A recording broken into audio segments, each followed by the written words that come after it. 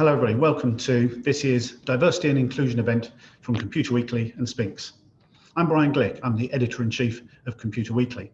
Now many of you might have joined us in person for previous events like this over the past few years, but as you can see, we've gone virtual this year, like so many other events. But we can still promise you an outstanding lineup of speakers. If you could see what's going on here behind the scenes, you'd see so many cables and screens, you'd think it was mission control for a trip to the moon, not for an afternoon of discussion and debate. But we've got a mixture of live and pre-recorded speakers coming up for you today. So please bear with us if we have a few little technical glitches along the way. Now I'm here to kick things off and introduce you to how the event is going to run and let you know what to expect over the next few hours. The most important piece of logistics is to ask that you all keep your video off and your microphones muted. You will have an opportunity to ask questions during the sessions that I'll tell you more about in a moment. And if you choose to do so, please submit your questions using the Q&A function in Zoom.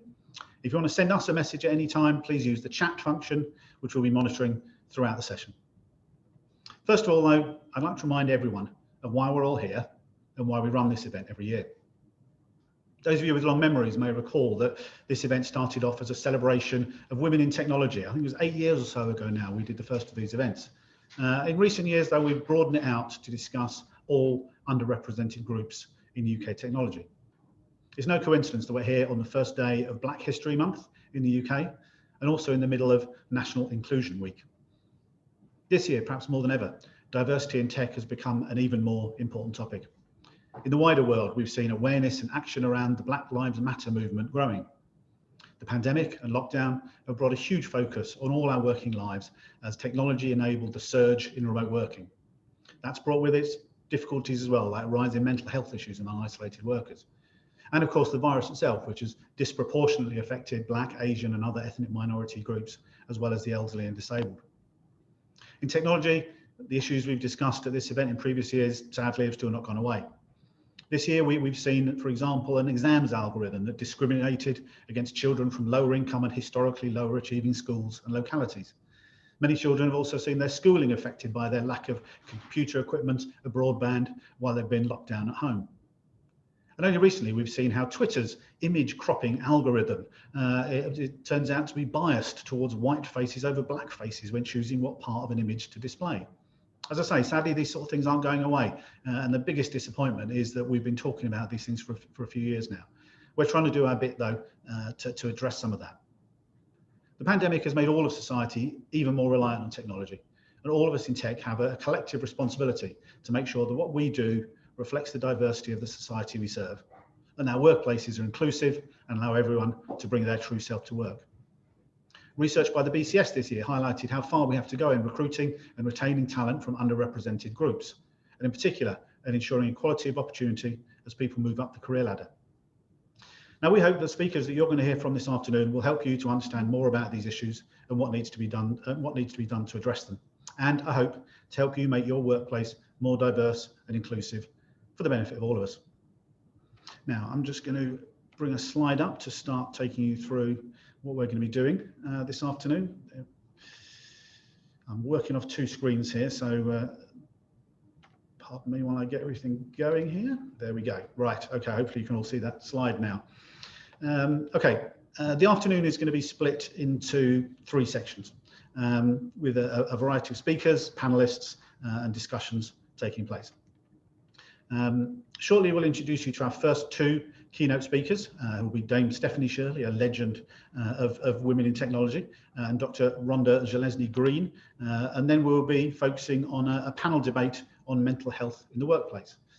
We'll then take a short break. I'm afraid this year you'll have to make your own tea and coffee, sorry about that, before we hear two more keynotes from Suzanne McGovern and Dr. Alfredo Carpineti, followed then on by a panel discussion on how to be an effective ally. After that, I'll be back to take you through Computer Weekly's 9th annual list of the 50 most influential women in UK technology, and to announce who's been selected by our panel of judges and by a reader vote as the most influential woman in UK technology for 2020. Now, as you go through the afternoon, we've also offered an opportunity to some of our Tech for Good partners to promote their offerings to our guests today in a few very short video promotions, and you'll see some of those as we go through the afternoon as well. Now, some of you may have taken part in the 3 online diversity workshops that we organised over the last couple of weeks. If you missed them, keep an eye on the Computer Weekly website over the next few weeks. We're going to be publishing some video highlights from these very soon, so we'll be able to see what took place there. So a very big thank you from me, of course, to our friends at Spinks, who have been our partners on this event for several years now. And to that end, I'd just like to bring in someone for you here. I'd like to introduce to you Bev White. Bev is the Chief Executive of Harvey Nash Group, and she's going to give you a welcome to the event today on behalf of Spinks. Bev, over to you. Thank you, Brian. So good afternoon, everyone, and thank you for joining us this afternoon. As Brian mentioned, my name is Bev White, and I'm the CEO of the Harvey Nash Group, a global technology recruitment and solutions organisation and very proud parent to the Spinks brand. Diversity, equality and inclusion mean a lot to me. When I first stepped into my computer science degree many years ago, I was only a handful of women in the class. When I took my first CIO role just a few years later, it was over 6 months before I met a woman in a similar position. We'll all have our stories, of course, about the different biases we overcame and ran into in our careers. And I'm sure those tales will go on for some time. But the situation may not be quite so stark now. And in the last 2 decades, we've undoubtedly seen some progress. But even so, when I became CEO of Harvey Nash Group earlier this year, I became one of only a small number of women CEOs in the UK, a very exclusive club, which I wish wasn't so exclusive. Of course, diversity is so much more than gender, but my own experience of pushing against the tide has really emphasised to me just how important it is to emphasise inclusion and belonging. I'm therefore thrilled to welcome you all to a really jam-packed afternoon, focused on a number of subjects that are very close to my heart, which also form the core values of the Harvey Nash Group. This year, we've all experienced much turbulence and change in our lifestyles. Our work routines have changed dramatically, as have our relationships and communications with our teams and our colleagues.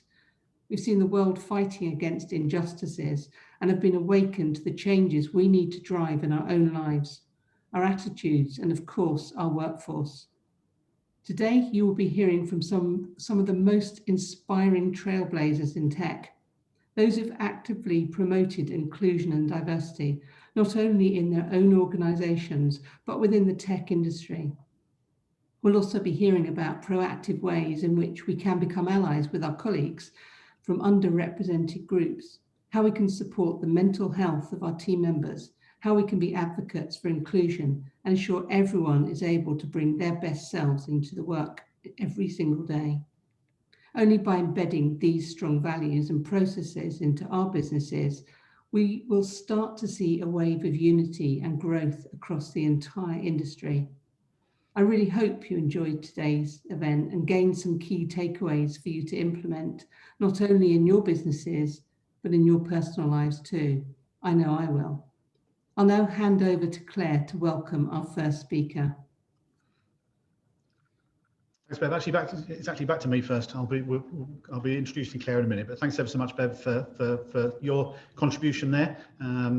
Yeah, you know, it is, you know, obviously Bev said there how rare it is, sadly, to see a female chief executive of a major organisation like Harvey Nash Group. You know, it's good to see glass ceilings slowly getting broken, but there is still very much a long way to go. I'm hoping that you'll all be able to take away from today a few hints and tips and pointers that are going to help you to maybe try and shift the dial a little bit in your organisations. Okay, just one last slide from me here. Just another big thank you to some important contributors, a number of organisations that we work with on organising this event today, and on the list of the 50 most influential women that we'll be talking about later on. Thank you to Tech London Advocates, to Tech UK, to the BCS, to Women in Technology, and to WISE. Now, as we go through the event this afternoon, please do feel free to tweet anything you hear coming out from the event this afternoon. It would be great to get some discussion going on Twitter as well. You can see there, hopefully on the screen, the hashtag we'd like you to use for the event this afternoon is #CW Which 50, Women in Tech 50. Please use that freely. It'll be great to see you get some discussion going on there, and we'll certainly keep an eye out for that. So now it's time for this white middle-aged male from a disproportionately overrepresented group in tech to hand you over to your hosts for the main part of the event today. Great to introduce you to Claire McDonald. Claire's part of my team. She's the business editor at Computer Weekly, leads all of our coverage of women in tech, diversity, skills, jobs, recruitments, and so forth. And Claire has taken really a lead in putting the content, a lot of the content program that we have together for you this afternoon. Alongside Claire, co-presenting is Dania Lyons. Dania is the head of partnership and customer engagement at Spinks. They're both going to be hosting some panels later on as well. But for now, I'll hand you over to Claire, who's going to take you into the main portion of the afternoon. Thanks, everybody. I'll see you all later. Thank you, Brian, and thank you, Bev, as well. I'm Claire. I'm the business editor at Computer Weekly, where I write mainly about diversity and inclusion in tech, hence my presence here as a co-host for the event. I'm co-hosting with Dania, and we're going to guide you through today, aren't we? Yes, we are. So I'm Dania Lyons. I'm from Spinks. Spinks are talent partners to startups, scale-ups, and fast-growing tech companies. But I also co-run a community called U Equal Tech, where we work to remove barriers in tech and create more inclusive workplaces, hence my addition to the hosting panel today. Absolutely. The chat is open. Please do feel free to chat as we go along. I'll be catching up with some of the keynote speakers in the coming weeks. So if you have questions based on their talks, please drop them in the Q&A in the chat. We'll have some content coming out later this year where some of those questions will be answered. Advocacy and allyship are the themes that have been appearing in D&I space a lot over the last year.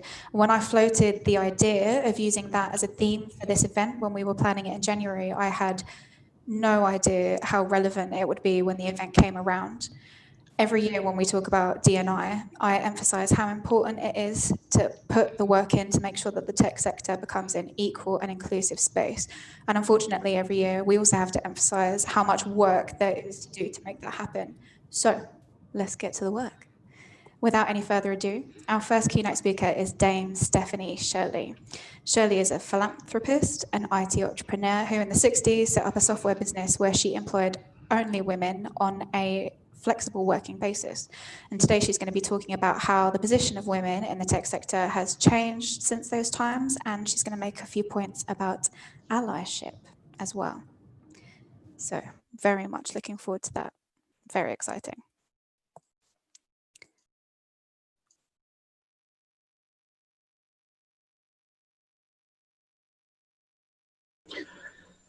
This diversity event, taking place in this most modern of ways, very much resonates with me. A woman who's been pursuing a vigorous home-based professional career for more than 50 years. It's significant that Computer Weekly has computer rather than computing in its title. The industry started off with all emphasis being on the hardware. And at that time, people laughed at the importance I put on software. And in any case, no one can sell software. It's given away free with the hardware. From hardware to software, the focus eventually became the networks, linking things together. And then that network of networks, the internet and its web. Computer Weekly described me, and I quote, has been a regular reader in our print days, has been honored as one of our most influential women in IT. But I assure you that I'm not a has-been, but very much still active in the sector, not least with the Oxford Internet Institute. The modern computer industry has reshaped how society lives, and never more so than during the pandemic. From ordering food, shopping online, recording fitness goals, revolutionizing healthcare, and everything in between. And technology is intrinsic to almost every single thing people do. And with this in mind, the industry creating these groundbreaking solutions must represent the society which uses it so readily. Currently, it does not.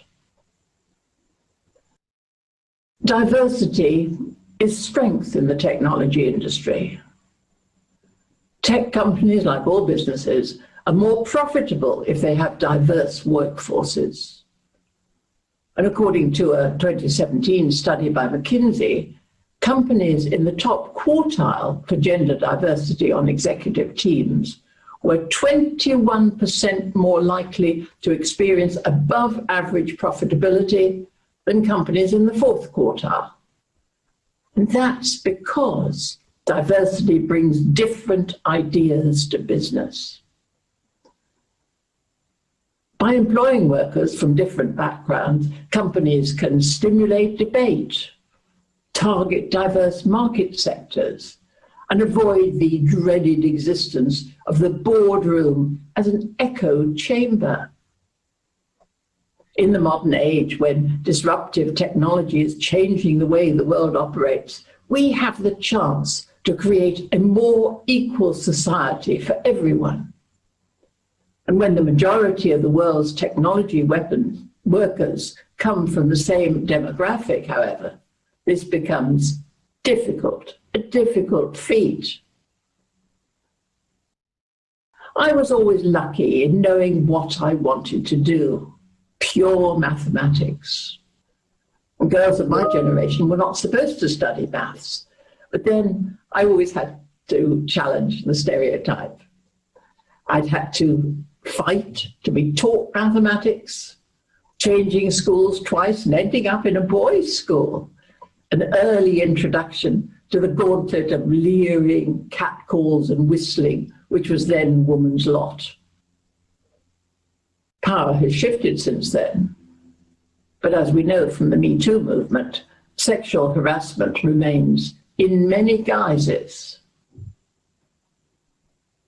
And then, with fluky timing, I fell in love with computing, which at that time required mathematics in all its beauty. When I first started in the workplace at age 18, I was patronized, as women were, and when I began to make it clear that I was pursuing a vigorous professional career, then it became a more entrenched position to keep me out. I knew I was good enough to be promoted, but I was passed over time and time again and got fed up with my head hitting that glass ceiling. The sexism was overt. On getting married, the expectation was that I would stop work immediately and that my life would become one of domesticity and children. I wanted the children, but not the domesticity.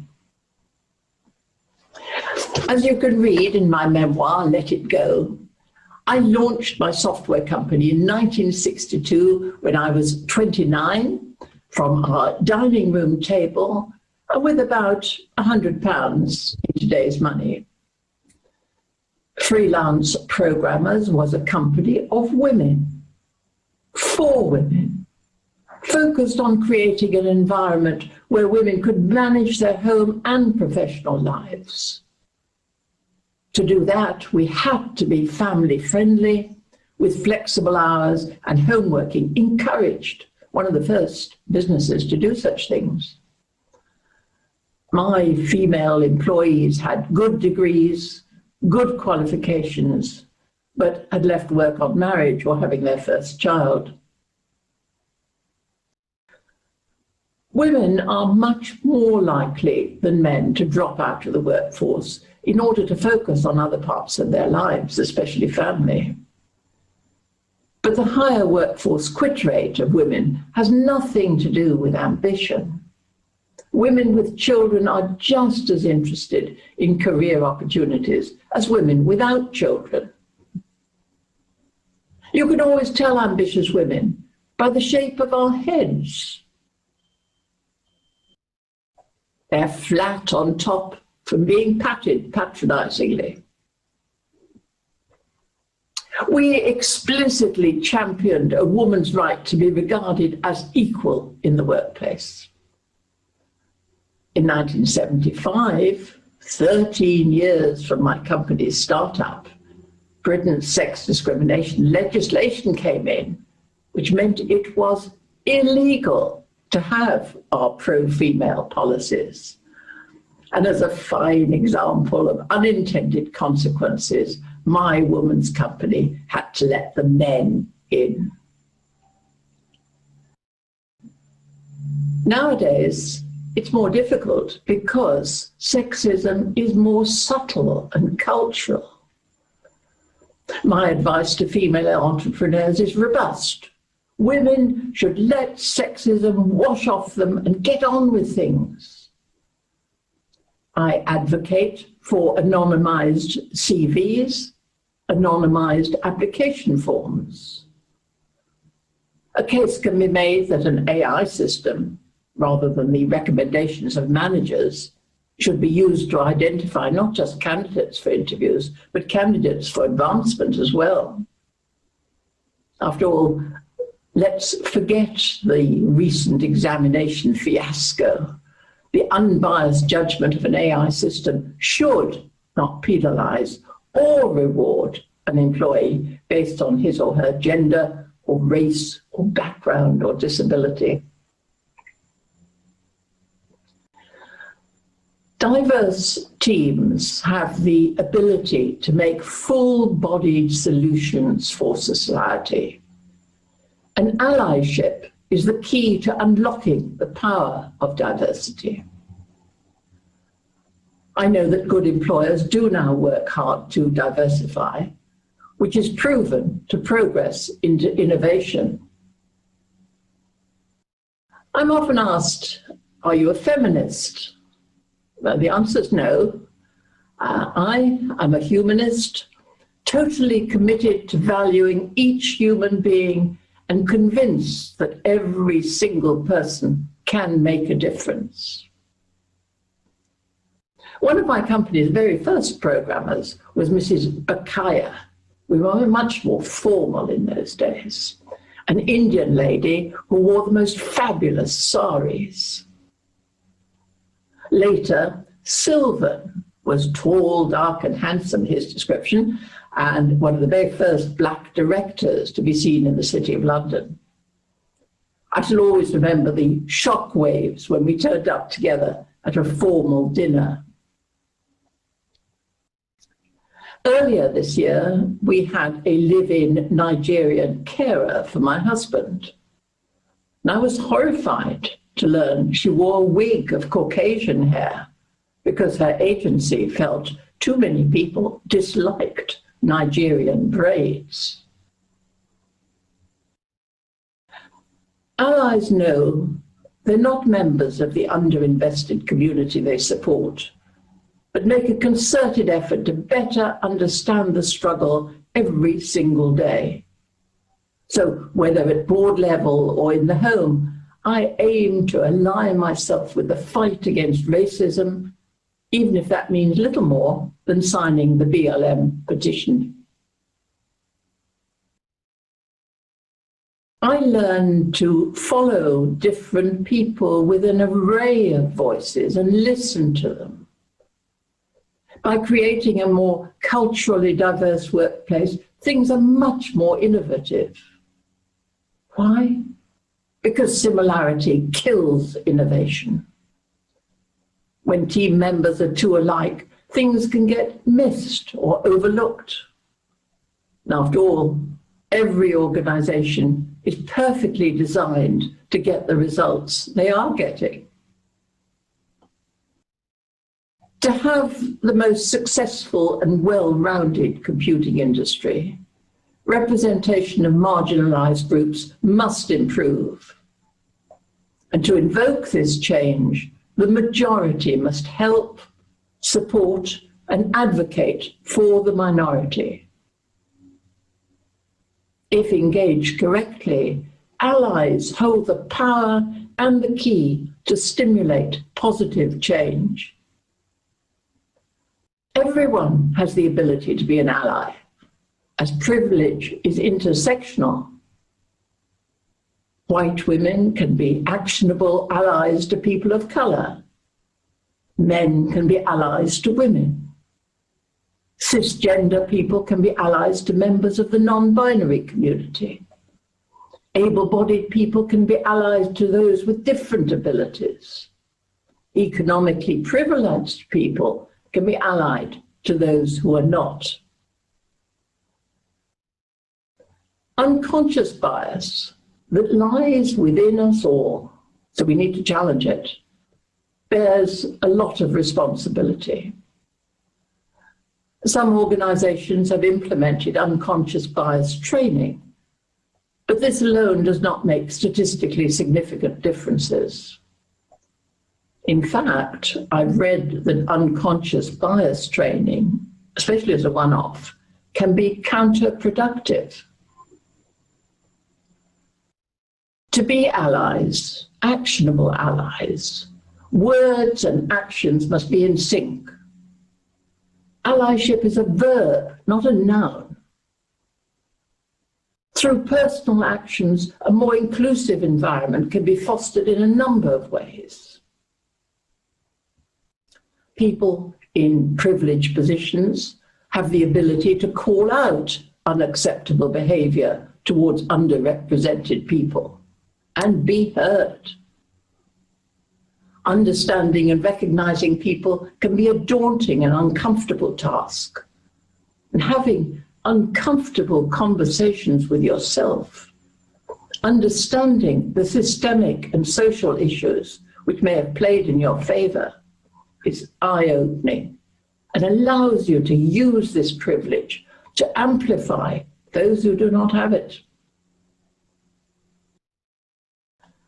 Embracing diversity and fostering an environment of inclusion is good for business. Everyone should be involved. You can also be aware of gendered terms and instead choose languages which embraces all walks of life.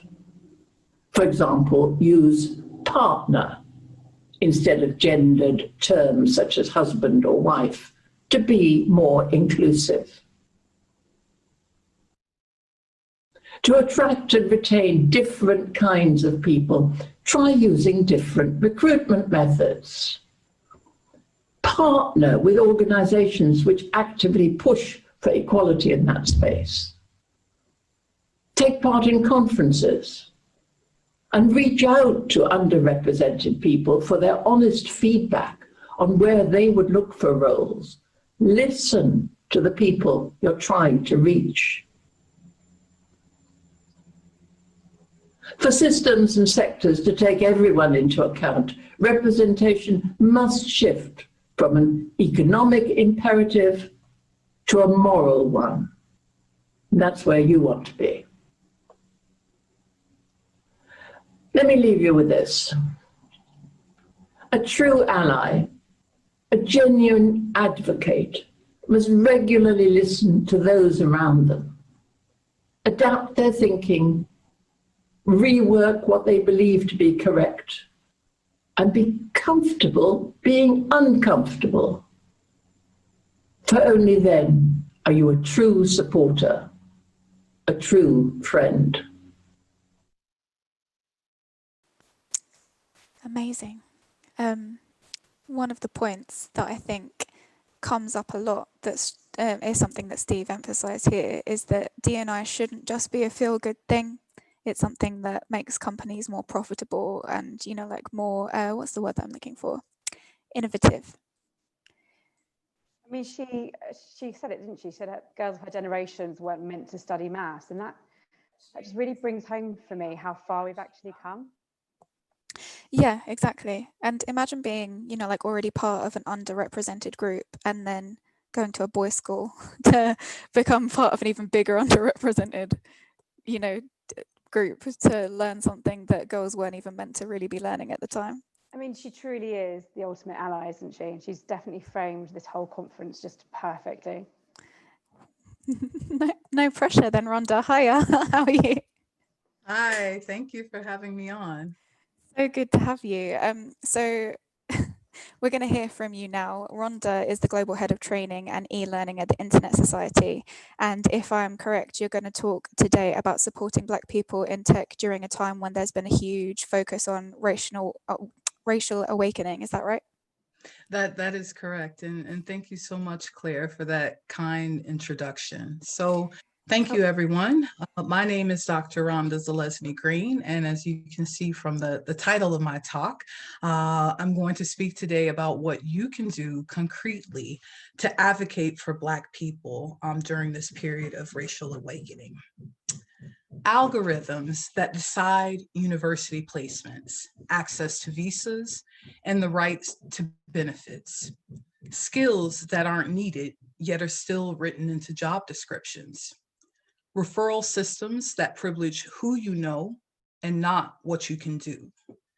There are several reasons why only 3% of the UK tech workforce is Black. Let me say that again. Only 3% of the UK tech workforce is Black, and only 1 to 2% of technical roles in the UK are held by Black people. Given these figures, Black women in tech, like me, are among the rarest people in the sector, since Black men often fare better due to gender factors. Let me tell you a secret. I cheated my way into the UK tech sector. No, really, but not in the way you think. You see, I'm originally from the United States, and 10 years ago, when I first made a career change into the tech sector, the firm I worked for had an office near Harvard University in Cambridge, Massachusetts, and of course, one here in the Big Smoke. When it came time to start my graduate studies in the use of technology and international development, I asked for and was granted a transfer to the London office, and boom, just like that, I single-handedly increased the number of Black women in the UK tech sector. But it really shouldn't be that way. An immigration maneuver should not be required just to take up space in a sector and in a country where opportunity is purported to be accessible to anyone willing to work hard. I've seen firsthand that the pathways to get into UK tech and getting ahead once you're in are littered with roadblocks. When people are the reason these roadblocks exist, the causes for this roadblocking behavior can be grouped into 2 broad categories: unintentional and intentional. In the unintentional category sits the only cause I can think of: being cryogenically frozen in 7100 BC, like Cheddar Man, and reanimated in 2020 with absolutely no clue of what has transpired over the past odd millennia. In the intentional category sits behaviors that people actively engage in, including outright racism, stereotyping, unconscious bias, microaggressions, victimization, gaslighting, retaliation, and the like. Of course, the system in the UK is such that even if you somehow stay in the tech sector long enough and survive the onslaught of these intentional behaviors, you may still end up leaving the sector altogether, since currently it is not legally required for companies to reveal any pay disparities along racial and ethnic lines, just gender. In the absence of this data, you are usually just left with a nagging suspicion that you are being unfairly paid. And good luck getting human resources to help you figure out what's really going on. They'll never do it. Although money is not everything, it is often at least part of the motivation for beginning a career in technology. Being unfairly paid because of your race or your ethnicity is wage theft, And this theft hurts both ways. A recent study from a Wall Street bank, Citigroup in particular, found that during the past 20 years, the US economy lost $16 trillion due to racism against Black people in different sectors of the economy, including employment. If the same study was done here in the UK, how much would racism be found to cost the UK tech sector? I'm not going to dive further into the roadblocks and barriers, since I think that if we're all honest with ourselves, we know what's being done and we know who's doing it. For those of you who want to know how you can support underrepresented groups in tech, and particularly Black people, I'm going to highlight 5 ways you can take concrete action starting today. No delay, getting started immediately to advocate and dismantle these barriers for your own benefit. You're really and truly not doing it for us, it's for you. Yes, that's right. Meaningful allyship to Black people in the UK tech sector would benefit you by helping Black creativity and innovation fill your lives and take up space in a manner that will demonstrate modern ways that Britain can truly be great. 1, recognize that there is a problem and that you're likely part of the problem if you're not Black. This is perhaps the toughest action for you to take because you have to surrender the belief that by simply not being racist, that is enough to compensate for any racist behaviors you might engage in. It's not. As Dr. Angela Davis said and continues to say to this day because it's relevant, in a racist society, it is not enough to be non-racist, we must be anti-racist. A large part of the reason you may not know that there's a problem for Black people in the UK tech sector is because of use of the term BAME. Does it rhyme with name or mammy? I'm still actually trying to figure that out. Anyhow, the failure to take time to understand the unique experiences of the B in BAME is a problem.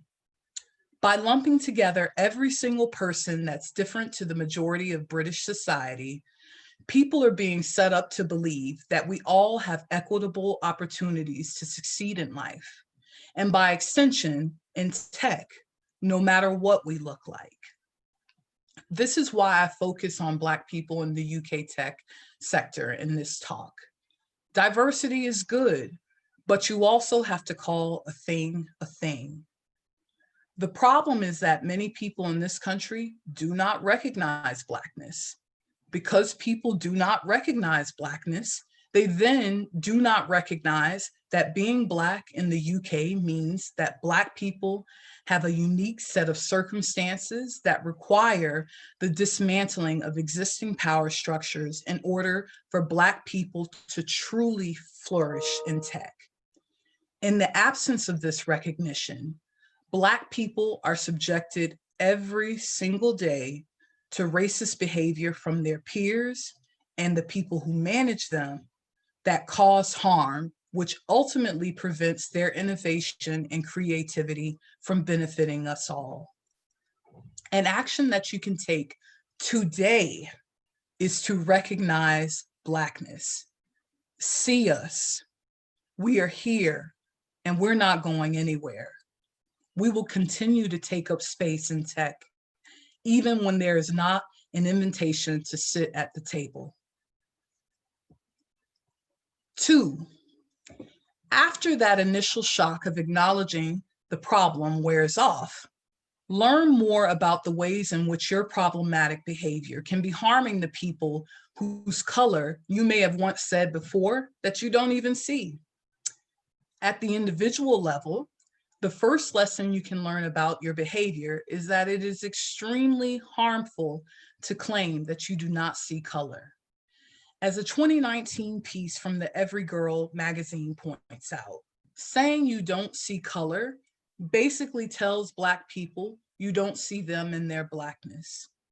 The privilege of ignoring Blackness is preferred because it makes you comfortable and often serves as an excuse to refute the fact that you engage in racist behavior. This summer, a Black mommy friend of mine told me about a conversation that she had with a white woman at her son's private school in North London. This white woman also used the phrase with her that she doesn't see color. In this conversation, my friend asked the white mom, "At what age did you come to fear people who look like my son?" The reply, the age of 14. How is this possible when she doesn't see color? To not see color and to not discuss what being a different race or ethnicity means for Black people in the UK is behavior that harms early on and continues throughout life unless one unlearns racist behavior and learns to be anti-racist. Learning the ways that your behavior can be racist is something that you can start today on an individual level. A second lesson about problematic behavior that can be learned at the organizational level, so moving beyond individuals, is after admitting you have a problem, learn and identify the scope of that problem. Last night, I had the time to attend an event held by the incredible Deborah Okinla, who is the founder and CEO of your startup, Your Story, commonly referred to as YSYS. YSYS is a startup community that's dedicated to connecting diverse people with opportunities in tech. Last night's event was to launch YSYS's Know Your Data campaign, a campaign created to encourage the UK startup ecosystem to commit to collecting the diversity data of their employees and their investees. This event featured remarks from Cheryl Dorsey, the founder and CEO of The Plug, a digital news and insights platform covering the Black innovation economy. Cheryl asked a question that stayed with me, and I had to revise my speech this morning to include it. To paraphrase her question, she asked, why should she have to educate white people about something they can Google? The statistics I shared earlier in this talk about the level of representation of Black people in the UK tech sector were not, as you might think, hidden figures. It took a 2-minute Google search and voila, the broad scope of the problem is understood and would give any organization enough information to know that their organization might also have this problem of underrepresentation. You can't address what you don't know without concrete data available. Learn the scope of the problem that your organization has. You can start this today. You don't have to wait on Boris Johnson to tell you to do that. 3, if you seek expert help while on your journey to do better, to become an ally who is a change agent, compensation is a must. After the year we've had in 2020, and when I say we, I mean Black people, processing the toll that lived experiences of racism and being discriminated against has taken several tolls, emotionally, physically, and also financially. Please do not add to that by asking people to explain to you how they experience racism, to prove that something was racist, to show what it means to be Black in the UK tech sector. Please don't do that. The action that I would ask from you today is, if you want to know the answers to those questions, pay people, pay them for their time, pay them for the horror of reliving these experiences and recounting them to you. 4, show up and show out. Not being racist is not enough, as I said earlier. You need to be anti-racist, and that should be your way of life. but it can only become habitual if you consciously decide to be racist every single day. Don't private message a colleague after a meeting where racist behavior was allowed to go unchecked. You might not have said a racist remark, but by not standing up and speaking against it, you may as well have said it yourself. Talk the talk, say something, and more than that, walk the walk. Protest with your feet and with your wallet. 5, acknowledge that this is a marathon and not a race, no pun intended. This summer, I saw several UK tech companies and UK outposts of US tech companies issue statements, post Black squares, and hashtag Black Lives Matter. Now, well, it's back to our regularly scheduled programming. Racism, like diversity in general, falls back as a business buzzword that people love to talk about, but rarely do anything about over the long term. The conversation shouldn't only happen during Black History Month, which I must remind you starts today. Happy Black History Month. Or when there's another Black Lives Matter protest. It's a conversation we all need to be having all of the time with our employees, employers, colleagues, family, friends, loved ones. It's a conversation that needs to happen until racism no longer exists. Now that I've given you 5 ways to take action today to advocate and dismantle these barriers, I want to leave you with 2 key statements. Hiring Black people is not a form of charity work in the UK tech sector. It's a commitment to justice that is restorative. Secondly, hiring Black people is not a handout. It's giving back opportunities to capable people who have been systematically overlooked and excluded, an opportunity to bring value to your organization.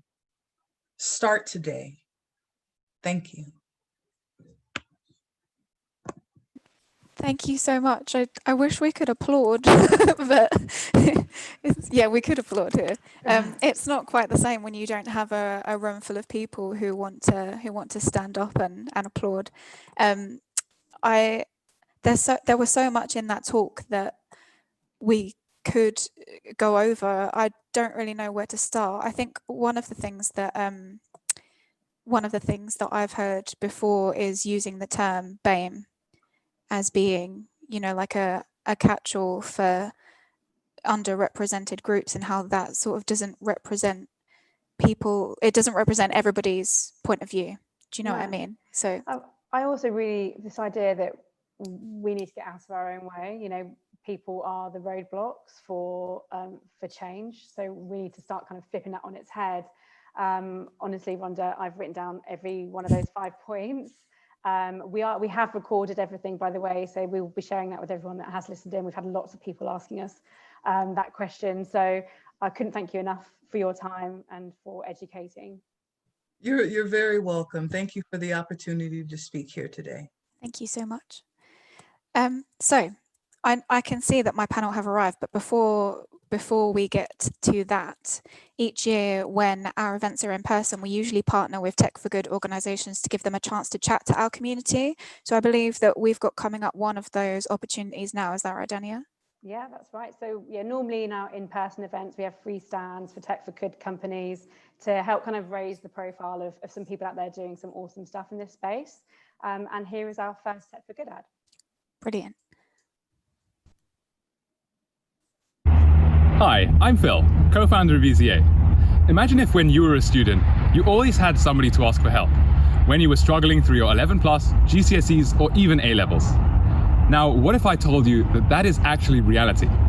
At EZA, our app connects students with our expert team of tutors on demand, so they never get stuck without somebody to ask. Think of it as Uber for tutors, except you're talking with a professionally trained tutor, all via our app. Having help available on demand whenever you need it is the future of learning, and we're excited to invite you to join us too. Fabulous. This is the part that I get the most nervous about. So we're going to be joined by my lovely panel. Hello, panel. We're gathered here to talk about the extremely important topic of mental health in the tech workplace. Fluctuating levels of mental health is something that I've had to deal with throughout most of my adult life. And what I've always found is that difficult times are made so much easier when you have that level of support from all areas of your life, and that includes the workplace. Lockdown has been increasingly difficult on people's mental health, perhaps even more so for those working in tech, because they've been having to support the running of businesses while organizations lean on them to enable remote working. There's also been a bit of an increase on that always on culture that technology so often brings, which is terrible for work-life balance and then by extension people's mental health as well. If you have questions during the panel, drop them in the Q&A. Danny is going to have a monitor of those, and I'm going to ask her to be my lovely assistant later, and she's going to bring across the audience questions for us. So, panel, before I get to the nitty-gritty of it, I'm going to ask each of you to give us a 30-second introduction of yourselves. We're going to leave the holding slide up while you do that so everyone can get a feel of who everyone is before the discussion starts. So if we could start with Flavilla, if you could just give a 30-second introduction of who you are. All right, so my name is Flavilla. Hello, everybody. So glad to do this talk. And I am the founder of Three Colors, which is a creative branding and marketing agency. People also know me as the founder of TLA, Tech London Advocates Black Women in Tech, which was created just 1 year ago. And we almost have 1,000 members, and I'm super excited about what is coming for 2021. I'm also the podcast host of Tech Brains Talk, so I'm very involved in technology. And I do a lot of things, but it's not so much about me today, so I'm going to stop right here. Brilliant, thank you. James? Hi, everybody. I'm James Evans. I'm the CEO of Douglas & Gordon. I'm glad to see that I'm completely outnumbered on the panel today by ladies to guys, so all good. But look, Douglas & Gordon is a central London and West London real estate business. And mental health is a hugely important part of our culture here at the company. A lot because the jobs that we are doing is incredibly stressful, not just normal people's jobs in everyday life, but the nature of the business that we're dealing with, the customers and the consumers that we are interacting with at any one time are probably at a heightened level of stress and anxiety because they're moving. And so it's quite a nice balance for us to sort of see how things work internally and with our customer and client basis. And finally, from a technology point of view, we're a company that we believe we are currently and moving very much forward into the technology space within real estate. And I think we learned a lot from the COVID-19 restrictions of where and how we can operate as a business. So thank you for inviting me. Thank you for joining. Sophie? Hi Claire. Hi. Hi everyone. I'm Sophie. I'm the founder of a kids media company called Bright Little Labs, and we make stuff for kids like cartoons and animations and books and games to teach kids about 21st century skills like computer science and critical thinking, with a focus of inclusive role models. And yeah, it started on Kickstarter in 2016, and we since got backing with Warner Media and Cartoon Network, and resilience and sort of emotional well-being is something that we care about a lot as a company, but also we care a lot of it. Care about how kids think about it and what they're learning about it. So thanks. Brilliant. Thank you. Sheree? Hey everybody, I'm Sheree Atcheson, and I am an award-winning global diversity, equity and inclusion leader. I've been doing this work for about 8 or 9 years, and I'm currently Peakon's Global Director of Diversity, Equity and Inclusion. Previously, I was at Monzo Bank leading their inclusion, and previously before that at Deloitte UK. I am a Forbes contributor on all things DE&I, and I have a book coming out next year with Kogan Page on demanding more from your leaders on diversity, equity and inclusion. Thank you very much. And Celine? So hi everyone, thanks for having me. I am the Regional Vice President of Sales for the UKI and Emerging Markets, which is pretty much the rest of the world. based out of our Dublin office with Zendesk. I joined Zendesk actually only about 5 months ago, as they've started the process really to grow out their regional leadership and investment in the region. So if you've worked your maths back, you'll have realized that I joined the organization right in the height of lockdown, and that has meant that I have not actually met a single person from my organization in person. So obviously the experience of that has been interesting. So you kind of get a first-hand experience of what the impact of fully remote working has been on employees. So very interesting times, and I'm delighted to be here. I see Sheree is the same. Yeah, I think there's a lot of people that kind of share that view, but it's I think given me a different perspective on the impact of remote working. So great to be here.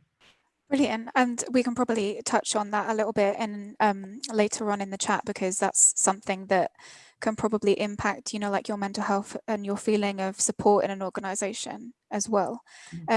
As I said, when I got in touch with you, if you want to address a point, it would be cool if I can wave and then pass it over to you, because otherwise you don't want to end up all talking over each other. I think the first question that we should try and tackle is what organizations and colleagues could do to advocate for those struggling with their mental health and support good mental health practices for employees, especially during a pandemic where everybody might be feeling a little bit more pressured or a little bit more isolated. Is there anyone who wants to tackle that question first? Sheree, you're nodding your head. Yeah? I mean, yeah, sure. Yeah, what I think is really important in when we talk about mental health, and especially mental health in the middle of a global pandemic, is everybody in your organization, and especially your senior leadership, must have an understanding that we are not working from home right now.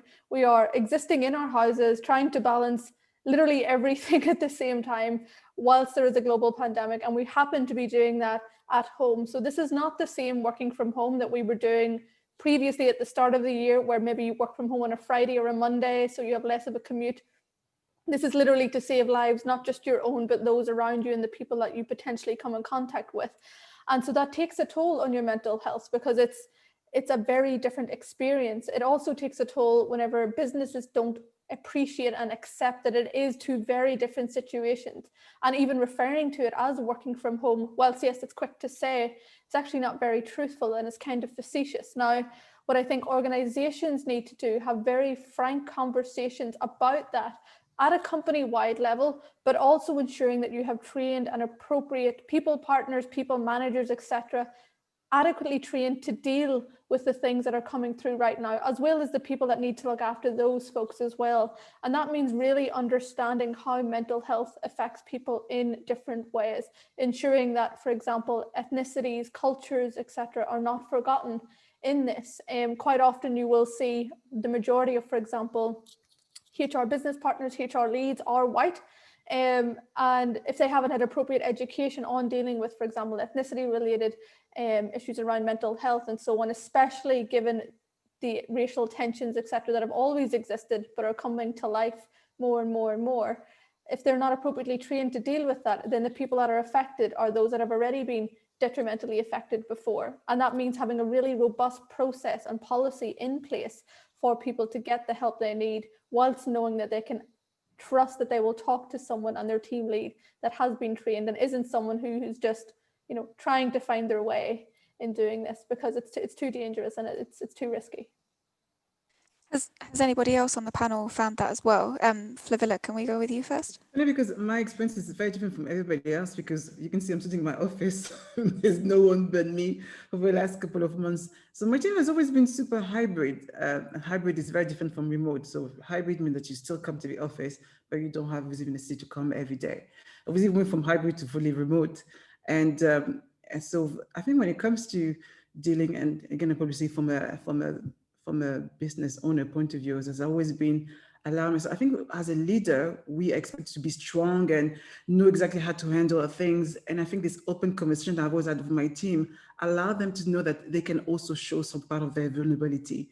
So we would talk obviously from a business level, but also talking from a personal level in terms of how things are going. For example, at the end of every week, we always finish with what is something that you're very proud of accomplishing, which is super key.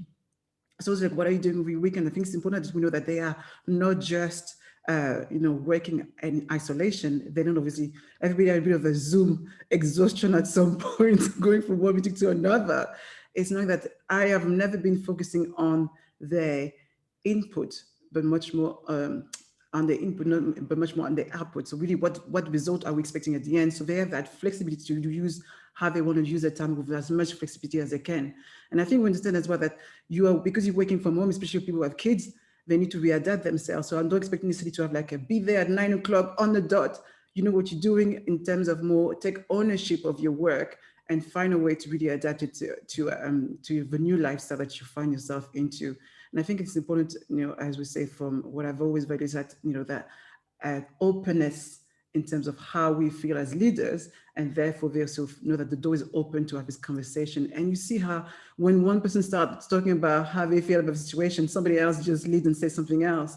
And that's one thing that we need to show a bit more. I think we always need to be perfect as leader, but you say, also I have a lot of things that I have to deal with, and know that they can have this open conversation. And as Sheree said, it's important as managers to know exactly how to be, touching on the emotional element, not just work, but be also human and have that with your employees. Yeah, so leading by example doesn't always mean leading absolutely perfectly. You're a human too, and you have to let other people have that space to be human as well. Celine, did you have a point to make? Yeah, I wanted to cap what Flavilla and Sheree said with that, what we don't do is we don't kind of acknowledge, certainly I can see across the panelists, and I'm assuming the same of participants, but I would probably hazard a guess to say none of us, and nor have any of the organizations that we're affiliated with lived through a global pandemic in the past. So we're kind of all learning as we go as well, right? So as Flavilla said, we're not going to get it perfect. I think the key is over communication, because what you'll find is people's anxiety will be driven, or the main driver of that will be the silence and the lack of communication. Everybody's in this unknown world. We're not going to get it perfect, but putting that out there and kind of having those conversations, being open about it and being open about our own challenges, just, gives people the space and the forum to be able to air their views as well. So, it really is important that we understand or we acknowledge that we're all learning together. Absolutely. And one of the things that Sheree was saying about working from home not being the same as it was before the pandemic, sort of encourages this always on culture, a difficulty maintaining work-life balance. How can companies and individuals look after mental health at this time, where there might be this ongoing pressure to work more or to show presenteeism in a different way, because not everybody can be in the office, or if you are in the office, there might not actually be anyone else there to see that you're there anyway. Is there a way that we can make sure that we're giving ourselves that balance? James? I think everyone's made great points, and the communication one for me is absolutely pivotal. Any good leadership or any good structure is around, is there clear, candid communication? And that's not always from the top. That's actually, if it starts at the top, that's great, but it then needs to manifest itself and become cultural throughout an entire organization. And when we took all of our businesses back home in the eye of the storm of the pandemic, we have thousands and thousands and thousands of tenants and landlords and people that were planning to move. And as you can imagine, that created this enormous level of anxiety, not just with our staff, but with the general public. And so you can imagine our normal volume of emails and messages and calls went, up 300-400%. And I became very aware very quickly that my staff were being asked to do things that was well out of their parameters, well beyond what was capable. And because we employ such wonderful people, and I'm incredibly lucky to have them all, they just kept going. And through very good communication that we implemented, it became very clear very early that I needed to make a call to the whole company that no, come the end of the day, whatever the time that is, you have to switch off. I wish I'd caught it days, weeks earlier, but I'm glad we caught it. And it was also being really clear from a leadership point that I'm okay with you all stopping at this time. You have a life, you need some downtime. Batteries eventually go flat and they need to be recharged. Human beings are no different. There's a time when we just need to plug back in and re-energize. And then it was about the communication of setting up the days absolutely correctly and we fundamentally just replicated a normal office-based day, just as we are all doing now, and it worked wonderfully. Everybody tuned in for their normal morning meetings as they would in a normal office.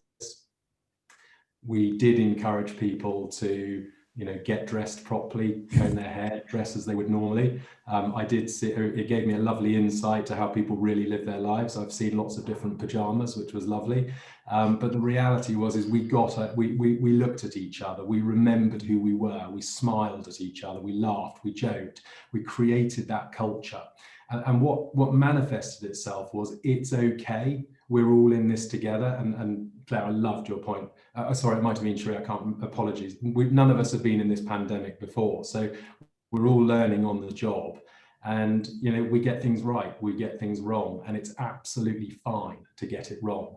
Try not to get it wrong twice, but and I think that communication thing is critical, but people have got to know when they can switch off. That's critical. Yeah, so active communication, and then another leading by example, another point on leading by example. Sophie, your company is smaller than some of the others here, so I wondered if that sort of always on mentality is something that you've struggled with in a different way. I think actually in some ways it's been easier as a small company. There's about 10 of us. So when Sheree was talking about sort of making sure that people are correctly trained and having the right people in place to support other people, I was like, oh gosh, we don't have that. But where we know that our competency stops, we're really good at outsourcing. So I want to be supportive and have open conversations, but we also have a budget so that everybody can see a counsellor if they want extra support and get sort of like genuine expertise. But as a small company, I don't know, a lot of the processes that we had allowed for flexibility, and we've had to really rely on them now that we're apart. So for example, like really simple things on Slack, you can work between whatever, like 7 and can't remember, but we just all write our hours on Slack, and you have to write your hours, and when your hours aren't there, you're not working. And that's like a simple thing that you can do that brings boundaries to your work. I think most of us do a fake commute in the morning, so we've all discussed it quite openly, and we have routines that help to structure a day and have a focus on the fact that you can just stay at your desk all day like this. And I think this is big company or small company, you sort of forget to move. And so like things like that, which we can encourage open conversations. But I actually don't think that I think it might be easier as such a small company. We have a stand up every morning at 9:30 for 5 minutes, and everybody can see each other and just have a quick check-in. It's not the same as being together, but I don't know how you do that in a company of 200 plus people. And so basically I don't think it's been that bad because we're small. Yeah, maybe changing out of my pajamas is something I should incorporate into my day. It's not something I've been doing at all. Why? Does it make you work better? Maybe it will make me feel more ready to work. You brought up one of the things that I wanted to ask about, which was about this the difference between having an official strategy for mental health and an official process to go through, and then having sort of like a more relaxed process that like managers might address on a case by case basis. Which do you think is better for people's mental health, or is there benefit in both? Sophie, do you want to go first? Yeah, because I think I feel quite strongly about this, that you, like whatever size you are, I think having an explicit policy that you've thought through and that people can access is extremely important. However good your sort of unofficial support or conversation or level of communication is, I think that being transparent is empowering to everybody in your organization, and it provides a framework for people to know what's on offer and how to have those conversations. So I don't think that the informal can ever replace the formal.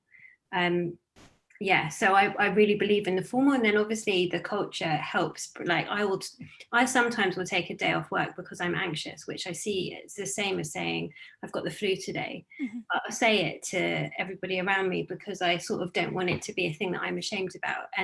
But that's not formal. Like formally, there are ways that you can deal with it. There's help that's on offer, and I think that needs to be extremely clear and transparent. Okay, absolutely. Sheree, do you want to?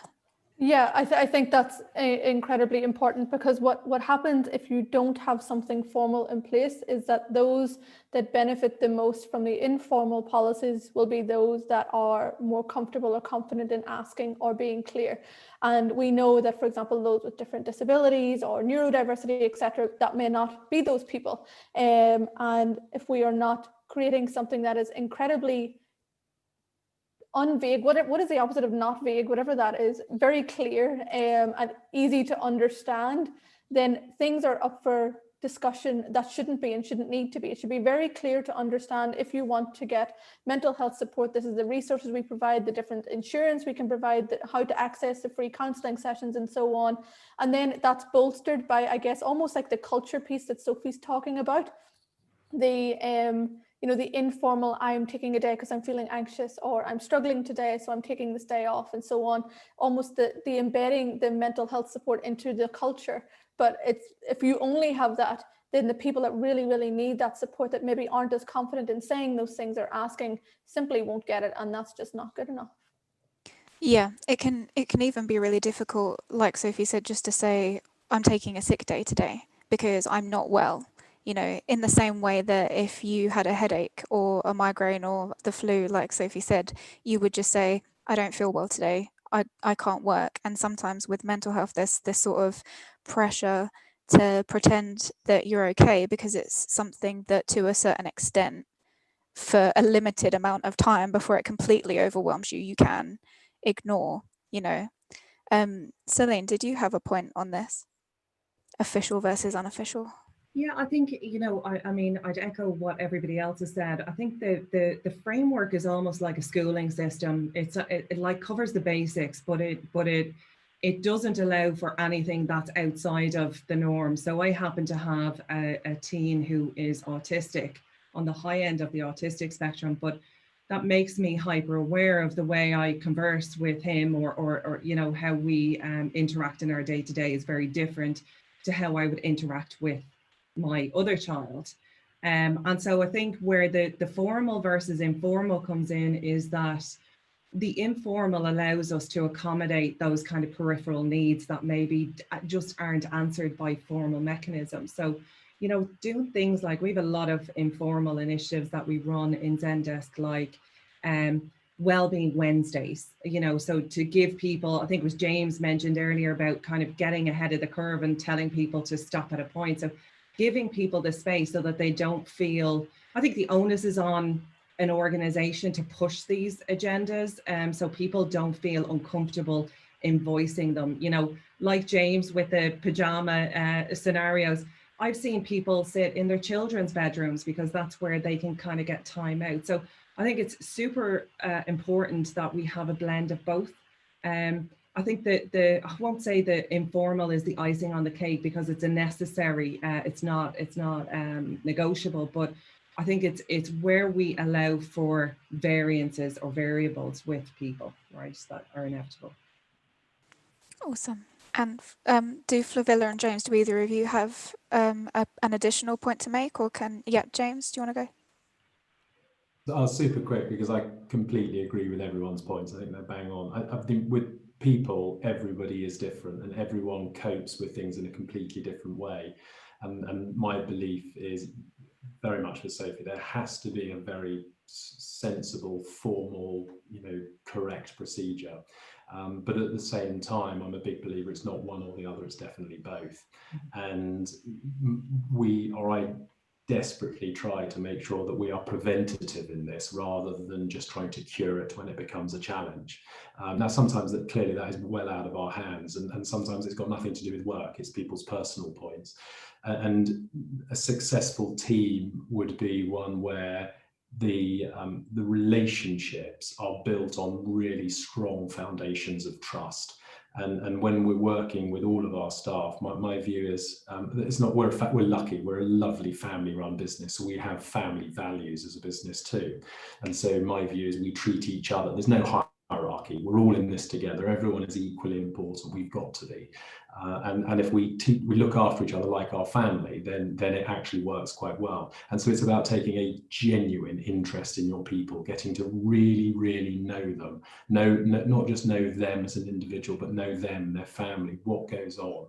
And that builds an immense amount of trust to them, to you. And in a way that can prevent many of the challenges that may come up, because you'll see the warning signals that there's a bit of burnout or there's some anxiety, and everyone deals with things very differently. And I think that is crucially important. And so from the day someone arrives in an organization, it's about setting out the boundaries of what is expected, what is not expected, what the protocols are with all of the different things that this wonderful conference has brought together. And then hopefully you can prevent some of the challenges, but when they do come up, there's a very clear formal process. And as Sheree said, it goes into the way your insurance policies work and your helplines and all your mental first aiders. Yeah, mental first aiders. I wanted to say something because yeah, I think I didn't want to say something, but I thought I'd share this because it's super important, and that was the best advice I was given when I started, managing other people. Say people don't work, people don't work for you. You work for them to make sure that they stay. So if you go with that mindset of making sure that it's like your customers, you do your best for them to stay as long as possible, and it's the same thing. So really, again, same thing, understanding everybody's personal agenda, what they're trying to achieve, will help you even as a manager to really have a bigger picture. So same thing, when people are dealing with situations such as this, the more you try to put your employees' best interests at heart, and they do their best. So again, there's so many great things they have. That's all I wanted to share. Yeah, I think it's a really good point as well, because if you don't make people feel included and welcome, then they'll find somewhere else to work. James, you brought up the point of mental health first aiders, which is something that I actually am really interested in. Is that something that you have in your company? Yes, we do. Yes, we do. So when we do an induction process for an entire week, so when anyone joins the company, their first week is they don't go out into the front offices or into the business at all. They totally understand what we do. The first meeting they have is with me.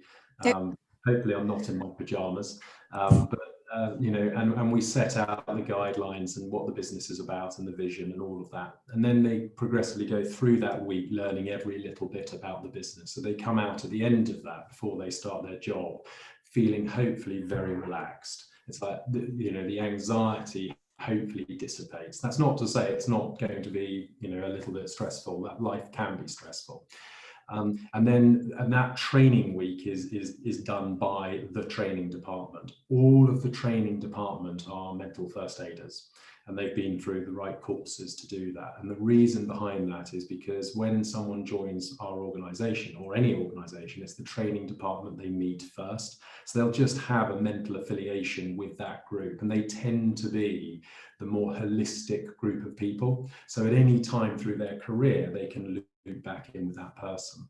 All of our HR department are mental first aiders, and then all of the senior management team are. And the main principle by that goes back to that sort of preventative measure. It's about, if you really understand the people who work, Flavia, who work for you, that you work for, sorry, I get that right, then actually you can start to see if things start to become a little bit unusual. Are the attitudes or the behaviors changing? Are they turning up a little bit late? Are they leaving, are they gaining weight? Are they losing weight? Are they becoming a little bit snappy? Are they becoming a bit more reclusive? And you can pick these things up if you genuinely understand your people and you really care about them like family members. And then we can step in either through a holistic approach one-on-one, or we can give them guidance to go and get more professional help through, as Sheree said, through insurance policies and psychiatrists that we're very happy to prepare and offer for people. Okay, thank you for filling me in on that. It was really interesting. I like that. I'm going to call on my lovely assistant, Dania, now to pop up into the conversation. Hello. How are you? Awesome. Been busy? Very. The chat is blowing up slightly. We've had some really good questions. If I could kick off with one from Natalie Gray. Hey, Natalie. Do the panel have any experience, good or bad, of using technology or apps to help support employees' mental health? As in using apps, an app that you recommend to your employees for support of mental health, is that what they mean? Yeah, good or bad. What kind of, can you recommend any technology that can be used, or recommend any technology that shouldn't be used? I guess one of the things that I've used, and certainly have seen used in other organizations I've worked at, is Headspace, which is quite good. I think some people here probably have used it as well, which is around meditation and sort of helping you get better sleep, focusing on managing that. There's another app, I can't remember the name of it right now actually, but it helps you track how you feel every single day as well. Where, you know, I'm feeling 2 out of 10 today, 5 out of 10, etc., whatever it is. And then I find that very useful to look back on. I've used that on myself, because I think one of the things that is easy to slip into as well is forgetting actually how things felt in the moment, which then sometimes can either snowball into a negative sphere, or also potentially, you know, the other way where everything seems great, but maybe you want to have a broader and deeper understanding. And I think there's a lot of great apps that allow you to do that. But certainly Headspace is one that I would recommend. Yeah, other people move their hands as well. Sophie first, were you going to recommend Headspace also? Yeah, I love Headspace. I get a lot from it. There's one called Calm, which I know some people like, which I think is quite similar, but I use Headspace. The thing, and we've tried out different things, like Slack have got a lot of add-ons, so you can have Slack coffees, which pairs you randomly up with someone else that says, right, you know, like go and brew a cup of tea and have a coffee with this person. We have not found that useful. It just sort of, it comes at a time which interrupts people, and actually people can arrange their own Slack coffee. So that didn't work for us. And BetterHelp, which was an online counselling offer, which we offered to everybody. People didn't get a lot out of that. And actually, in the end, people preferred to find their own counsellor. But everybody's different. Lots of people have said that, but that's just for us, sort of some things that worked and some things that haven't worked. Okay, fab. James? I mean, I think Headspace is great, actually, as well. I'm a big one on that. From an organizational point, we started to use a Asana, a platform, which just helps people be more organized, which I think, again, is that preventative thing. If people can be more organized and get what they need to be done within the parameters of their working day, that's great. But actually, that's a temporary measure, because my long-term view is to build a technology system within the company that gives people very clear, informative task lists so they can do their jobs within the parameters that they do, but also helps self-learn if the platform that we develop shows where pain points in their business are, or where they're succeeding, where they're failing, it actually pre-populates and helps them become more successful.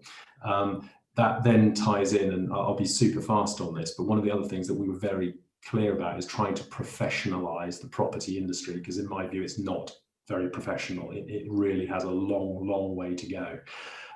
And when you take any genuine professional, take a professional sports team, a brilliant athlete, you know, Kelly Holmes will put around her own psychologists, her nutritionists, her physiologists. She will literally surround herself by the very best people to make her as best as she possibly could be. And in business, we don't do that. And so the fine line between success and failure in sport is just definitive. You win or you lose. And in business, there's lots and lots of hiding places, and there's hiding places for our staff, whether in a good place or a bad place. So we employed a wonderful company called Health is Wealth. And that was about looking at our staff's nutrition, looking at our staff's mental well-being, and really encompassing all of that piece. Right down, it sounds a bit geeky, but doing DNA checks, clearly only on people who wanted to, or intolerance checks, to see, you know, it transpired that I'm not very good with eggs. It gives me an irritation on my skin, and I've spent 40 years, never knew that. The minute I took away eggs, bang, there you go. There was other things that made my performance and my energy levels drive up. And there is a really key balance between nutrition, sleep, well-being and mental health. The correlation is absolutely bang on. And so as an organization, why are we not investing more into these absolutely clear and correct things to help our staff? The technology piece behind that is if we could develop a way, and one of the things that we're looking at, which is a bit outside of the box at the moment, is, you know, if we can find a way to help our people be more fit, more healthy, more agile, and actually healthy body, healthy mind, healthy life, etc. I think holistically that really works as a company. So we're really, so I'm absolutely all over. If anyone has any sort of things that are working for them in that space, we would love to hear all about it. It's very important to us. Cool, thank you. And Flavilla, you had your hand up.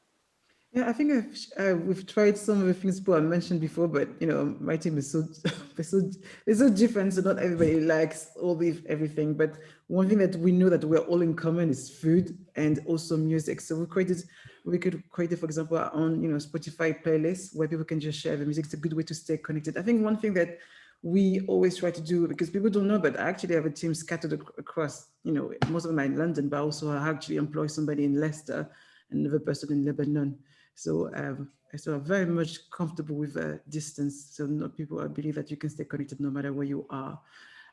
So that's one thing that we always had. And for example, the first time we so accustomed to having like a, you know, team lunch together, and we haven't had that in such a long time.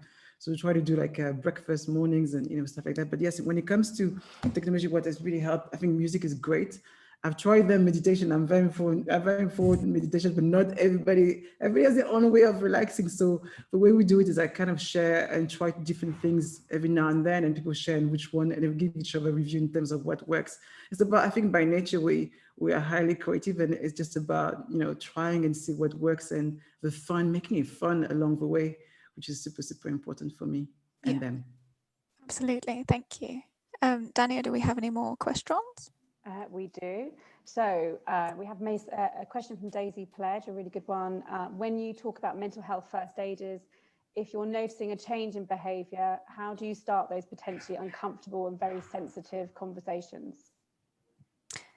So how do you address with someone who might not have come forward to say that they're having, you know, mental health issues, but you can start to see the changes in them, and then you just want to check in with them before things start to snowball and go wrong?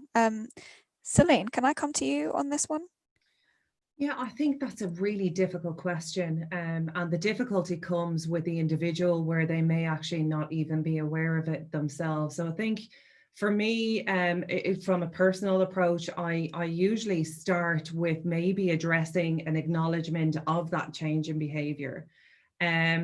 You obviously then have to judge the conversation past that point in terms of how they interact with that. But, you know, what I found is I have a lot of personal, as a leader, I have a lot of personal experience that I've had just in my own personal life.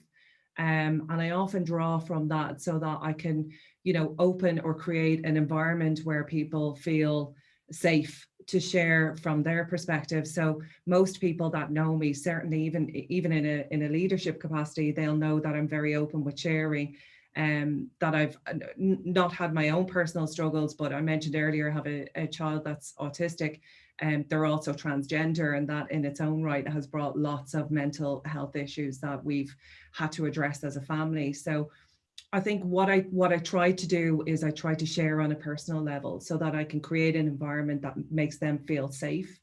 I probably would deflect to James. I think it was a great initiative to build up a repository of mental health first aiders. It's something that we do in Zendesk, and certainly experience that I've had in previous organizations, but never as a responsibility of a leadership team. I think it's a phenomenal approach to first aiders. We talk a lot about what we see as core skills of leadership, and really I think that needs to step up and step out. So yeah, I think it's a very difficult question to answer. It's very specific to the situation, but they would be my two approaches. So you know, not go direct, but open up for a conversation about potential change in behavior. If you don't get engagement, maybe open up from a personal experience to see if that helps them to engage a bit more. Yeah, create a safe space for them to share. Absolutely. Brilliant. Any more questions, Danielle? Well, I think that's actually all we have time for, Claire. Oh no. Sorry. That's okay. We do have more questions, so perhaps we can pick them up later on and answer them directly after the conference. Yeah, okay. Let's see if we can work on that. Thank you so much, panel. I'm just so overwhelmed by everything that we've covered, if I'm honest, but I'm really glad to have had this chat with you, and thank you so much. Thanks, everybody. Thank you. Thank you. Very good. Thank you. What we're going to do now is have a bit of a break. So we suggest grabbing a beverage, having a comfort break, and we will be back in about 10 minutes.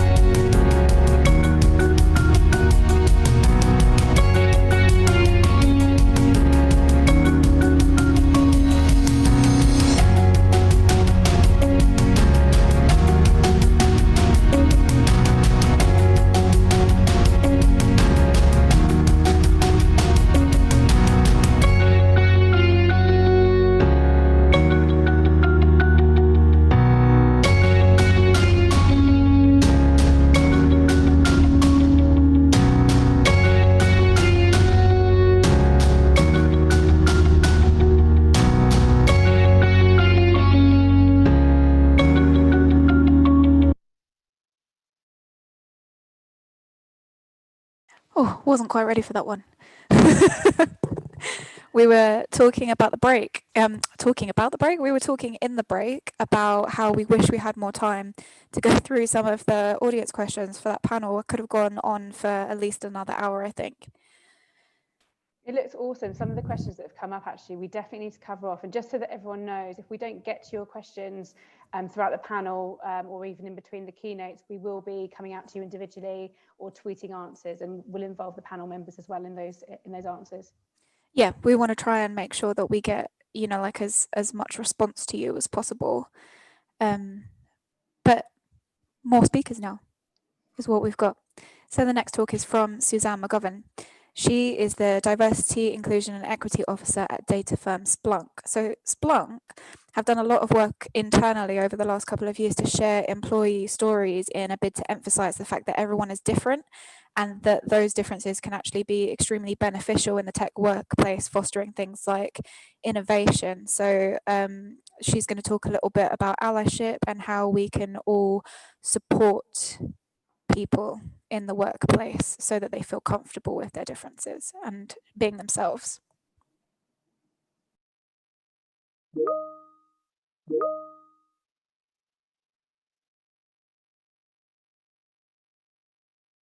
So hi everyone, and welcome to this session where we'll discuss how to practice better allyship. My name is Suzanne McGovern and I look after diversity, equity and inclusion at Splunk. Splunk is the world's first data to everything platform, designed to unlock trapped value by bringing data to every question, decision and action.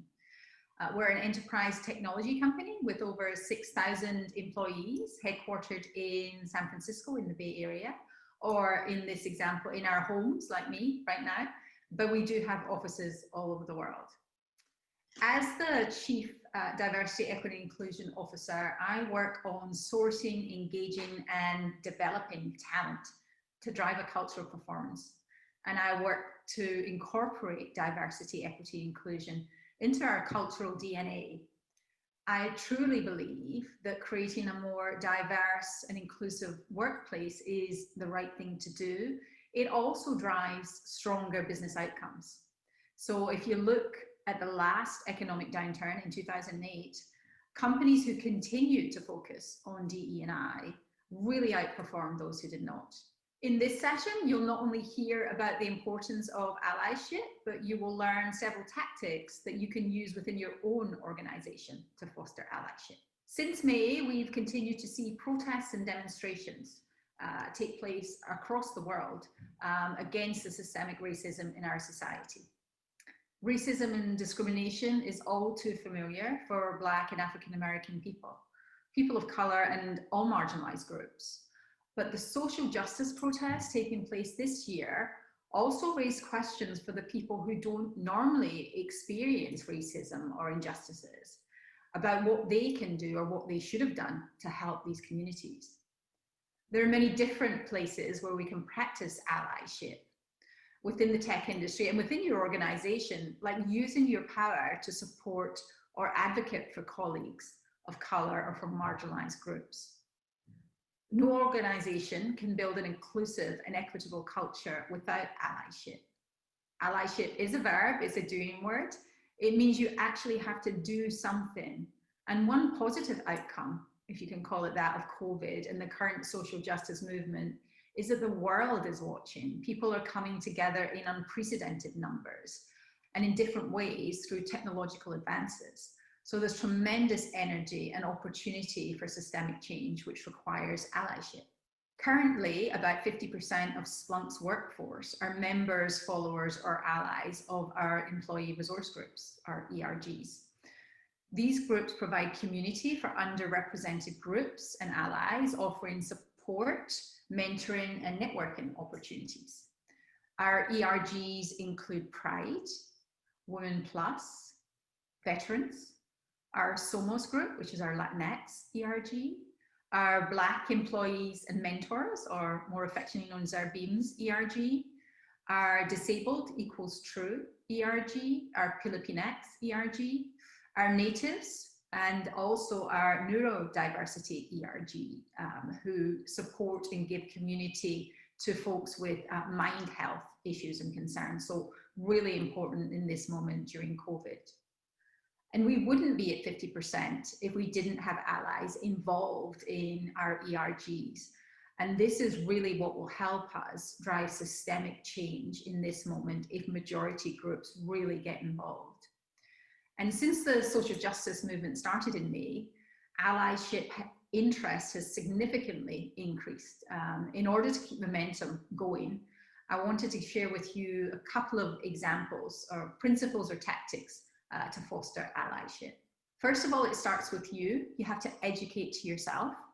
We can demonstrate allyship by learning. And as a member of a majority group, as a white person, it's my responsibility to remove the burden, to name the issue, the injustice, or the problem. You should check in with your colleague. Don't ask the worst affected to explain what is wrong. Go find out for yourself. So as part of allyship practice, we work to self-educate and coach each other. And this alleviates a bit of the burden and the emotional labor on our most marginalized groups. So for example, as a mother of biracial children, my partner is African, I've had the police talk with my kids, which is a difficult conversation. And I heard a Black woman recently asking white folks as an allyship practice that they have the talk with their white kids. So in that way, alleviating the burden for Black people and indeed for the next generation. So in addition to educating yourself, the other thing you really can do is provide a central resource for learners in order to mitigate the burden on your marginalized groups, on your ERGs and your people of color.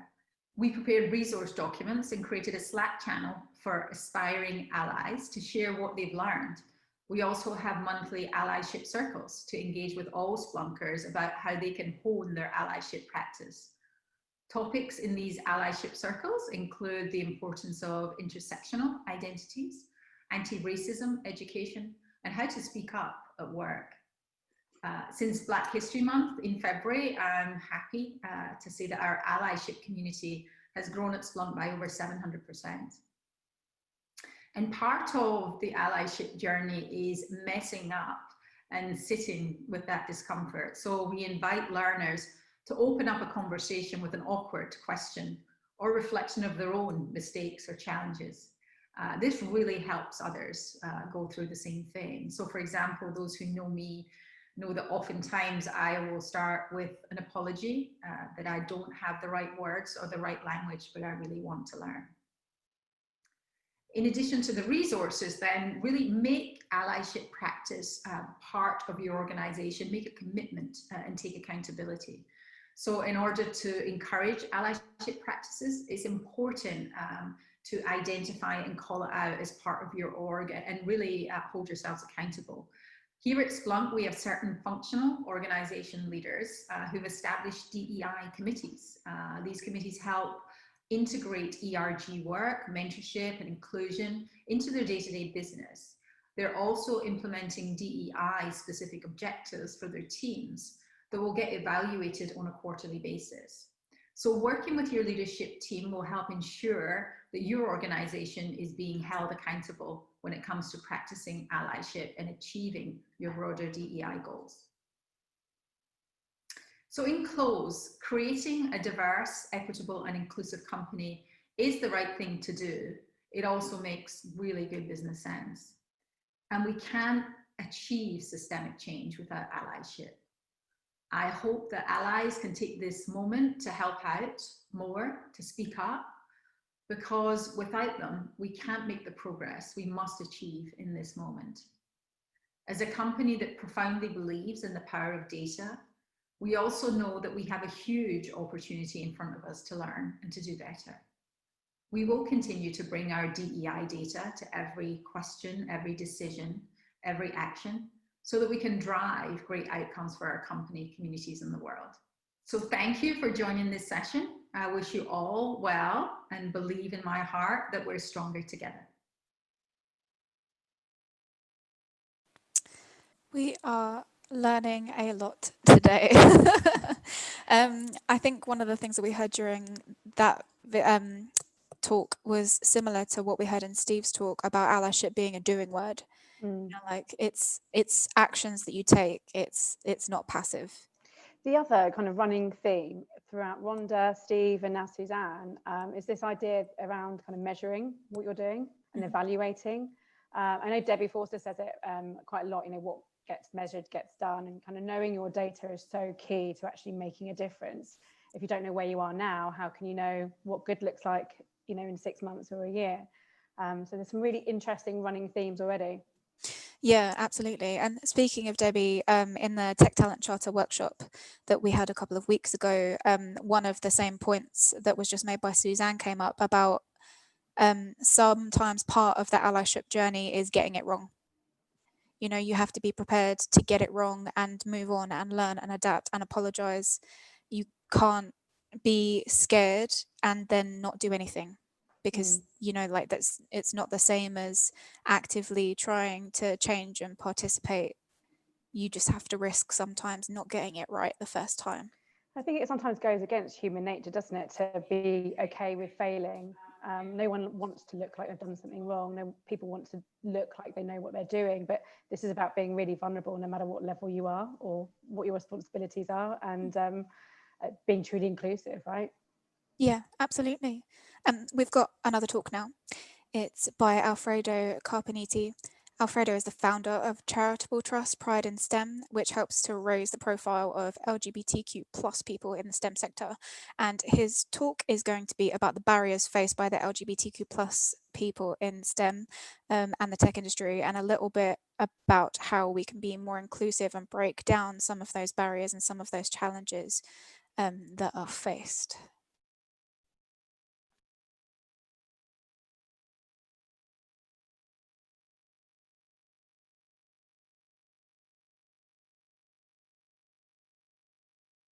Hello, I am Dr. Alfredo Carpineti, and today I will be talking to you about being LGBTQ+ in science and tech. So, who am I? Why am I talking to you? My name, as I said, is Alfredo. My pronouns are he and him, and I'm the chair and founder of Pride in STEM, the largest UK trust working to support and showcase LGBTQ people in STEM. I'm an astrophysicist, a science communicator, and a journalist, and I am a raging homosexual, which is the reason for this talk. Why? Because if you're not raging, you haven't been paying any attention. What I will be trying and touch briefly in the next 15 minutes is just a flavor of the many barriers that LGBTQ people in STEM and with some focus on tech here and there face, and just to give you an idea of what we can do to help with that. So, first, some general statistics. Diversity in science. This is from the Royal Society. The data on top and the data at the bottom is from the Institute of Physics. We see that there is this big inequality between women and men. Another issue is we see that Black, Asian, minority, ethnic are just lumped in the BME umbrella term, which is not useful to understand the systemic barriers that exist for people of color and white people of ethnic minority. And there is also a lump description in the disability, which doesn't tell us if every disability is helped in the same way, or there are things in place to make sure that people with disability have the support they need to excel and continue their career. The Institute of Physics one is slightly better. We get non-binary people in the gender category. We have something very interesting that it would have been wonderful if there was a follow-up, because we have, you can see the numbers about younger physicists or younger students that are studying physics, and there is a much higher fraction in the, again, BME umbrella term. And we also have a good breakdown of the LGBT alphabet. Actually, this is all only about sexuality. So you have gay men, bisexual, lesbian, and people that don't define themselves with those three categories. What was peculiar was also the lack of 4.5% that hasn't answered the question or click on anything. So they did. I don't know if we should include them in the heterosexual or not, but it tells us that there is a good fraction of people in physics that are LGBT.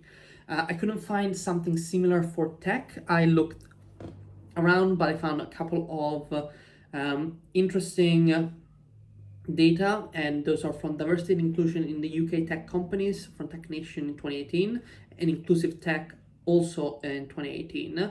And pretty much picture, like the picture here is quite bleak. Like only 1 in 5 tech workers in the UK is a woman.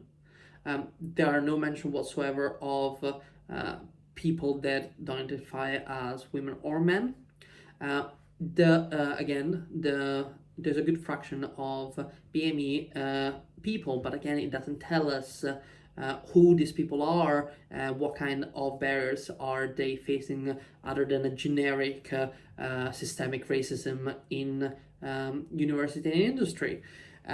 So we cannot really understand the details. The inclusive tech tells us a little bit more, showing that people at the top, all these numbers are already quite bleak, and they just get worse in senior leader. And something that it really was clear to me was that over 1/3 of board members went to Oxford universities, compared to just 1% of the population. And again, is just how the UK is run in a way, or what the expectations are, and it's something that needs to be thought of.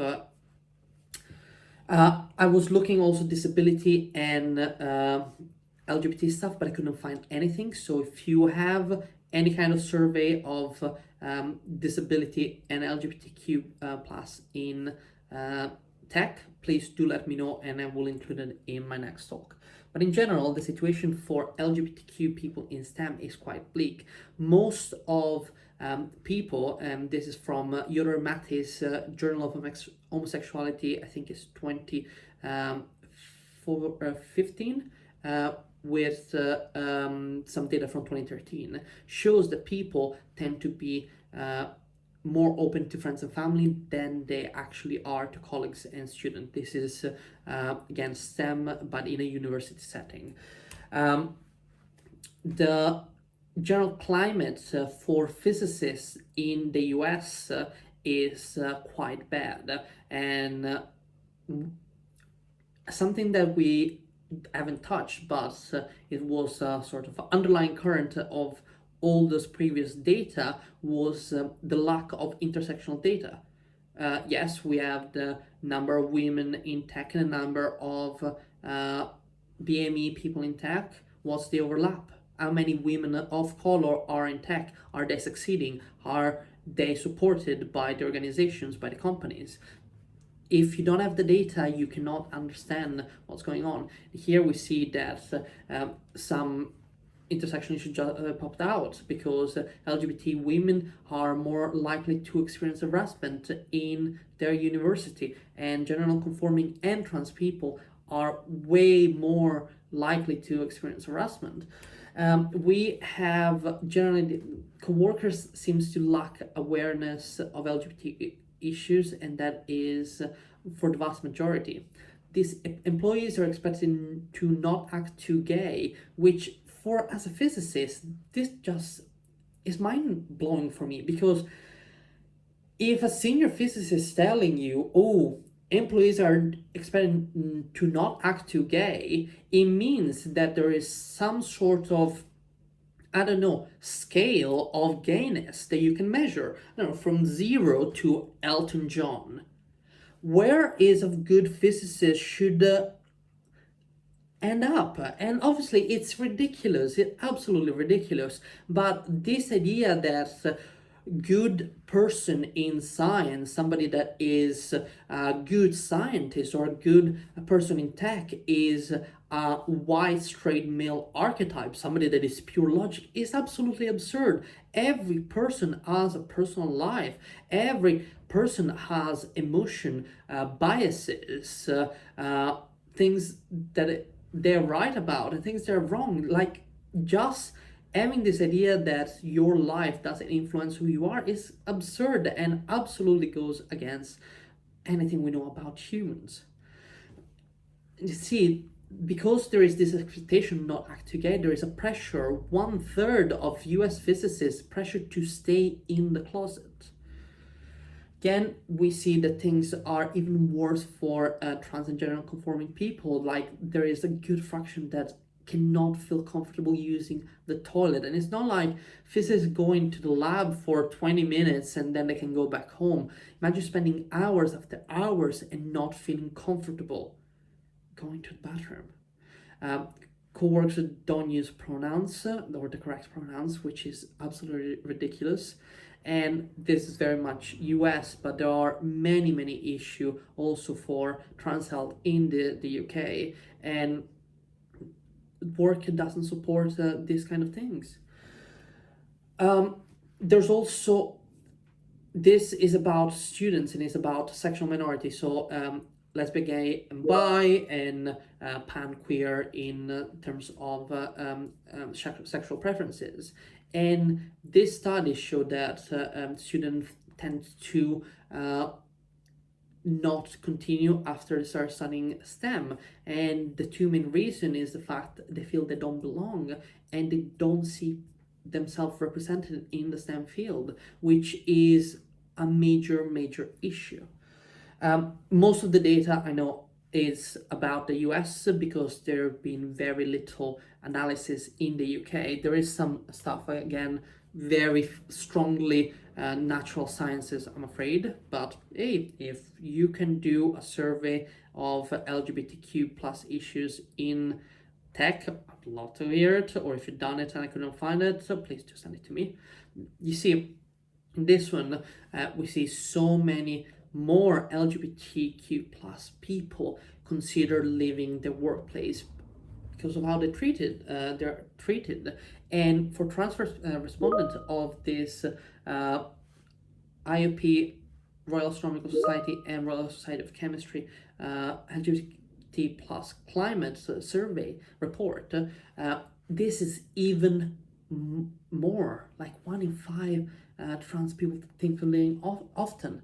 You can see that the harassment is rife in UK physics, both in teaching tech and physics tech, obviously, and universities. And so many people, even straight people, and again, this didn't have any intersectional data, so we don't understand who are the people that responded heterosexual and why they're made feel uncomfortable. But you see, across the entire board, so many people are uncomfortable about their work environment. Yes, these are LGBTQ issues, but they are across the board. I'm sure that a similar study in for people of color will show the same things. For women will show the same things. For disability will show the same things. It means we need to rethink completely how we are approaching these disciplines, how we dealing with these fields, and how are we reporting and how are we challenging all this discrimination and this harassment that we find in the workplace, because it cannot stand. Absolutely, it cannot stand. So to give you a very quick summary, because I've been talking a lot, less than 60% of LGBTQ people in STEM are out, which is terrible. 1 in 3 physicists are advised to remain in the closet if they want to go forward in their career. 50% of trans and gender non-conforming people are of us in their department, and 42% of physicists are advised to act not too gay. And this is why it's a problem. It's hate slow down the progress of institution, discourage individual from becoming role model, and that is so useful. It maintains the status quo. If you're so worried about that you cannot be yourself, obviously you cannot have the energy to challenge the issues. And hate distracted from work. We are less productive if we need to hide part of ourselves. And I'm going to tell you, identity politics has always been part of science. It's not something new that is happening now. So we have LGBTQ specific challenges, discrimination from peers, discrimination from serial people, lack of protection, etc. But it's important to remember that there is stuff that we can all do. And what can we do? I believe we need an inclusive and intersectional revolution, making sure that we don't just include people, that they belong in our organization at every level and they can prosper and they want to stay there. And if they have an issue, the issue is taken seriously and not dismissed. We need to challenge our own biases because we are all born in the same world that has imposed biases of certain people being better than others, and we need to challenge those within ourselves first. We need to understand to do that. We need to understand our privileges, and we need to commit to make the world of science, of tech, a better place. The big appeal, obviously, is that we are struggling to achieve this revolution, but we also are struggling to achieve smaller steps ahead of that. And so here are some things that we can all do. And at an individual level, it's just simple things like pronouns in emails. Make us know that you're an ally, that you're learning about doing allies. Do training. If you're senior, share a statement of support. Participate in mentorship awareness training. And if you run an organization, gender neutral toilets, those are great not just for non-binary people, they're great for everyone. People who suffer from anxiety, people that just want to go to the toilet without 3 or 4 stalls around. Make sure to mark important days, months, etc. and include policies at work that support LGBTQ plus people. The last few things I'm going to say are about Pride in STEM, which is my organization. We're a charitable trust, as I mentioned. We have a big social media presence, and we try our best to showcase and support LGBTQ people and their issues. And the most important things that I think that we been doing is participating in LGBTQ plus STEM Day, which is going to be on November 18th, and it's the International Day of LGBTQ people in science, technology, engineering, and maths. And we hope that you're going to join us online and everywhere to mark this special occasion. Thank you very much for listening. One of the things that he brought up there is something that I meant to mention after Suzanne's talk about pronouns, because I've spoken to Suzanne about pronouns before, about how it can make such a massive difference to some people, whilst it's not a massive inconvenience to you to just use people's pronouns, use their preferred pronouns. You know, why do people feel like it's something that you know, like that they can't just include into their day when it's such a small thing that makes such a big difference? Yeah, and it's being conscious of it as well. I don't have pronouns on my email, but including it would then obviously let other people know that you're open to being supportive and being an ally. And so yeah, simple actions, bigger impact just seems to be the way forward. There's something else that Alfredo said about not feeling comfortable to go to the toilet. It's actually heartbreaking that people live like that. It's a basic human right to be able to use the toilet when they need to and feel comfortable doing so. So a really important talk, I think. Yeah, and it's some of the things that he was saying about that and about harassment as well, it's just so upsetting. And to think that, you know, like this is the industry that we're all part of, and this is happening to other people who are in this industry. So I think, you know, practices of allyship are like, you know, obviously it's the theme of today, so it is going to come up a lot, but it is extremely important to make sure that we practice allyship. And it doesn't surprise me either that students quit STEM subjects because they don't feel like they belong in the field. I mean, like, if they've already gone, so like that, why would they go as far as to get a job in the sector if they're not even feeling comfortable in an educational setting? You know, why put yourself through the, you know, like the extra strain when you already know that the sector hasn't treated you kindly before you even join it, sort of thing. Yeah, I mean, I wrote this down. He said, we are less productive if we have to hide parts of ourselves. It's just such a no-brainer statement that everyone brings their best self to work. They are way more productive, they're happier, they feel like they belong, helps with retention, improves culture, improves innovation. Yeah, no, absolutely grateful for hearing that. Yeah, and another theme of the day, it's not up to underrepresented groups to educate others about, you know, like their struggles, their challenges, and, you know, like take it upon yourself to educate yourself about what other people in your workplace might be facing and how they might be feeling and how you can help them. Absolutely.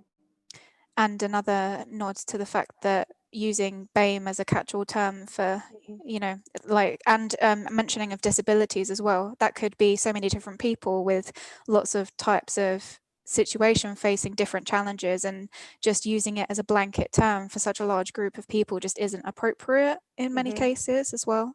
So all of these are things that we need to be thinking about.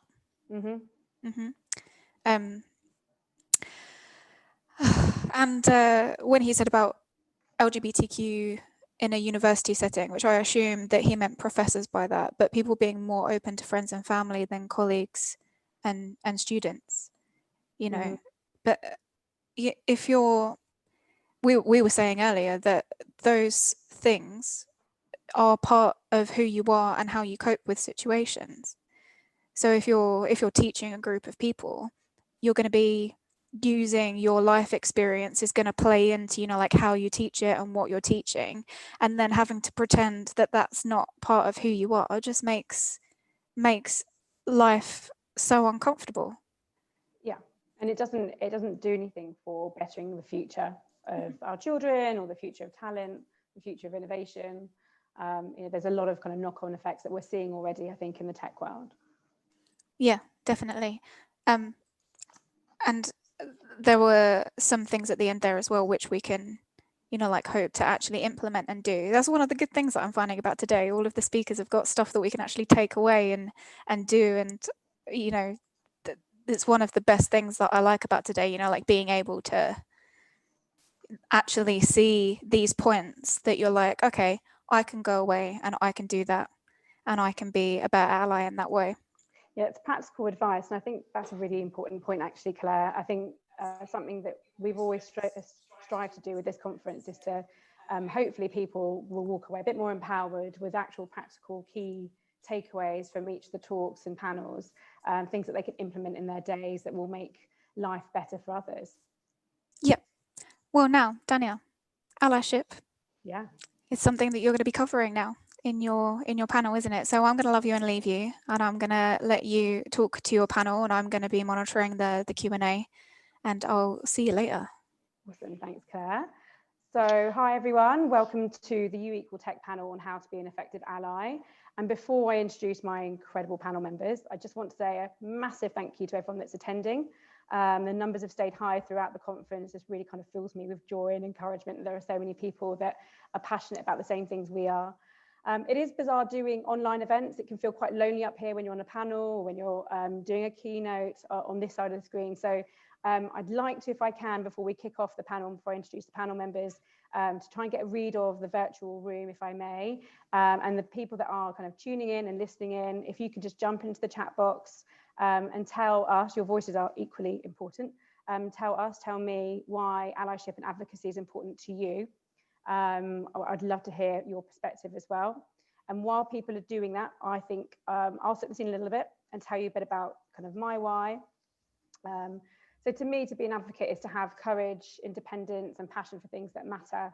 And in researching for this panel and for today, something that really stuck with me was a stat that said it only takes 10% of a population holding a strong belief to persuade the remaining population to adopt that same belief, which highlights further why these conversations are so important. The learning from each other is so important. And if it follows that with the right amount of support and collaboration and a common goal, people can eventually live freely and equally. So without further ado, what connects my panel members is a genuine passion to use their influence and roles to provoke positive change. And I cannot thank you enough, all of you, for being here today to talk about such an important topic. If I could ask you all to one by one introduce yourselves, but within your intro also tell us why this conversation is important to you personally. And just because I have OCD about order, go in line of the panel discussion template there. So Rana, starting with you. Hello everyone, thank you for having me today.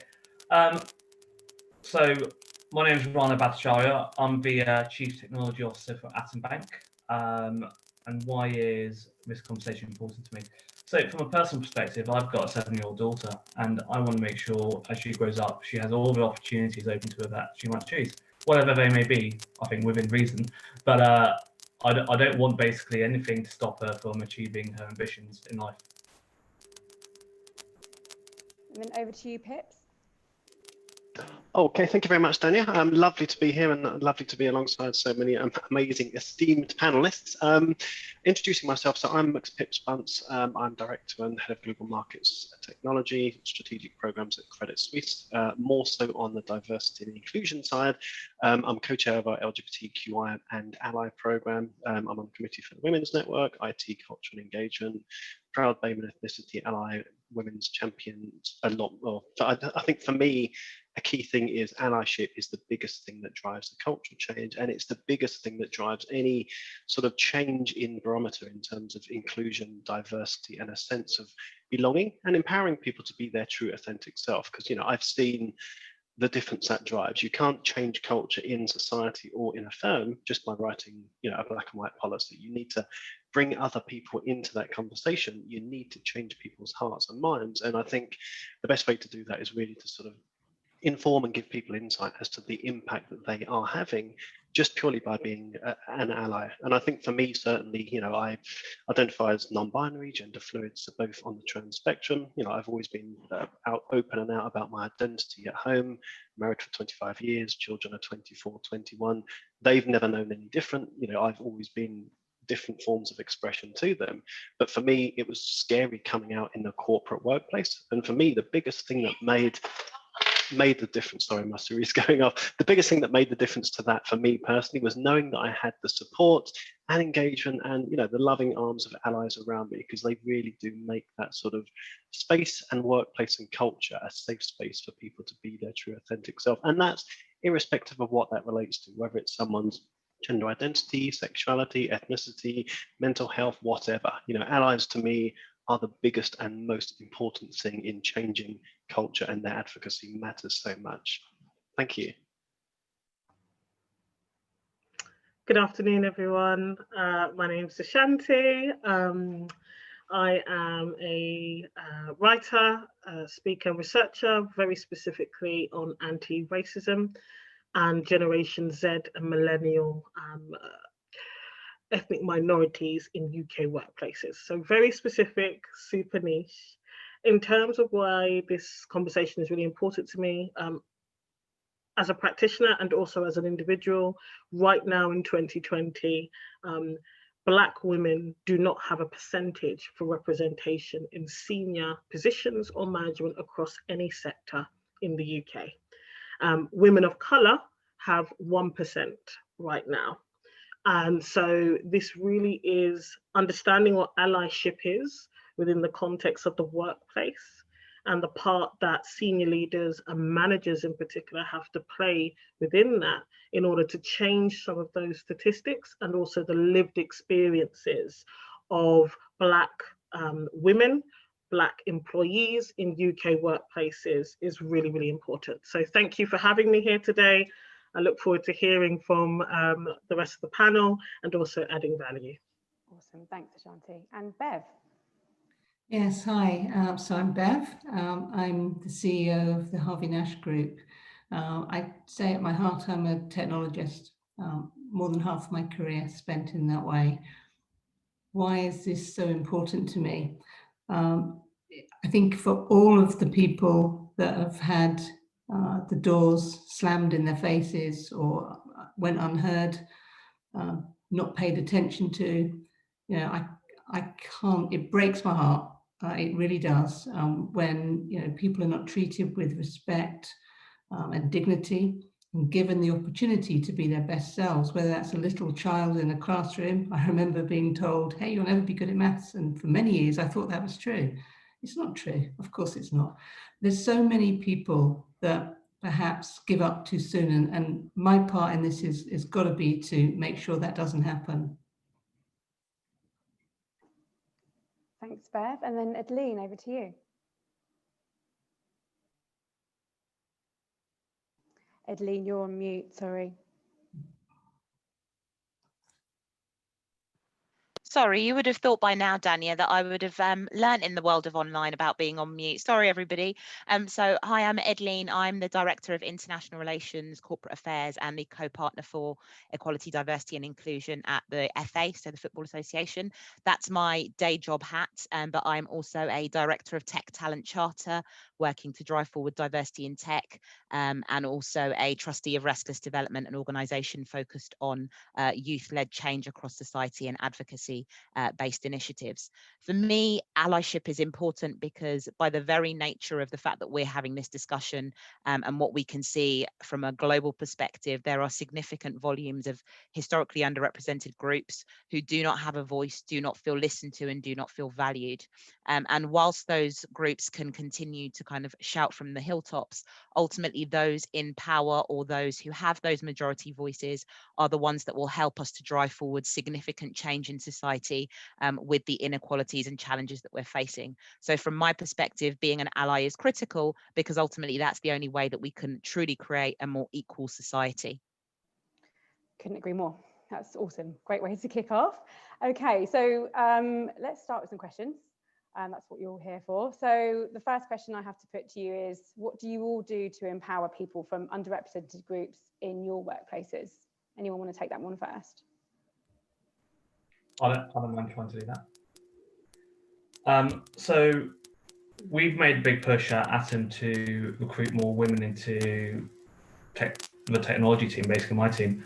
One of the things when we were doing using agencies for recruitment, it was always, you know, the volume of CVs we used to get through were, you know, all men effectively.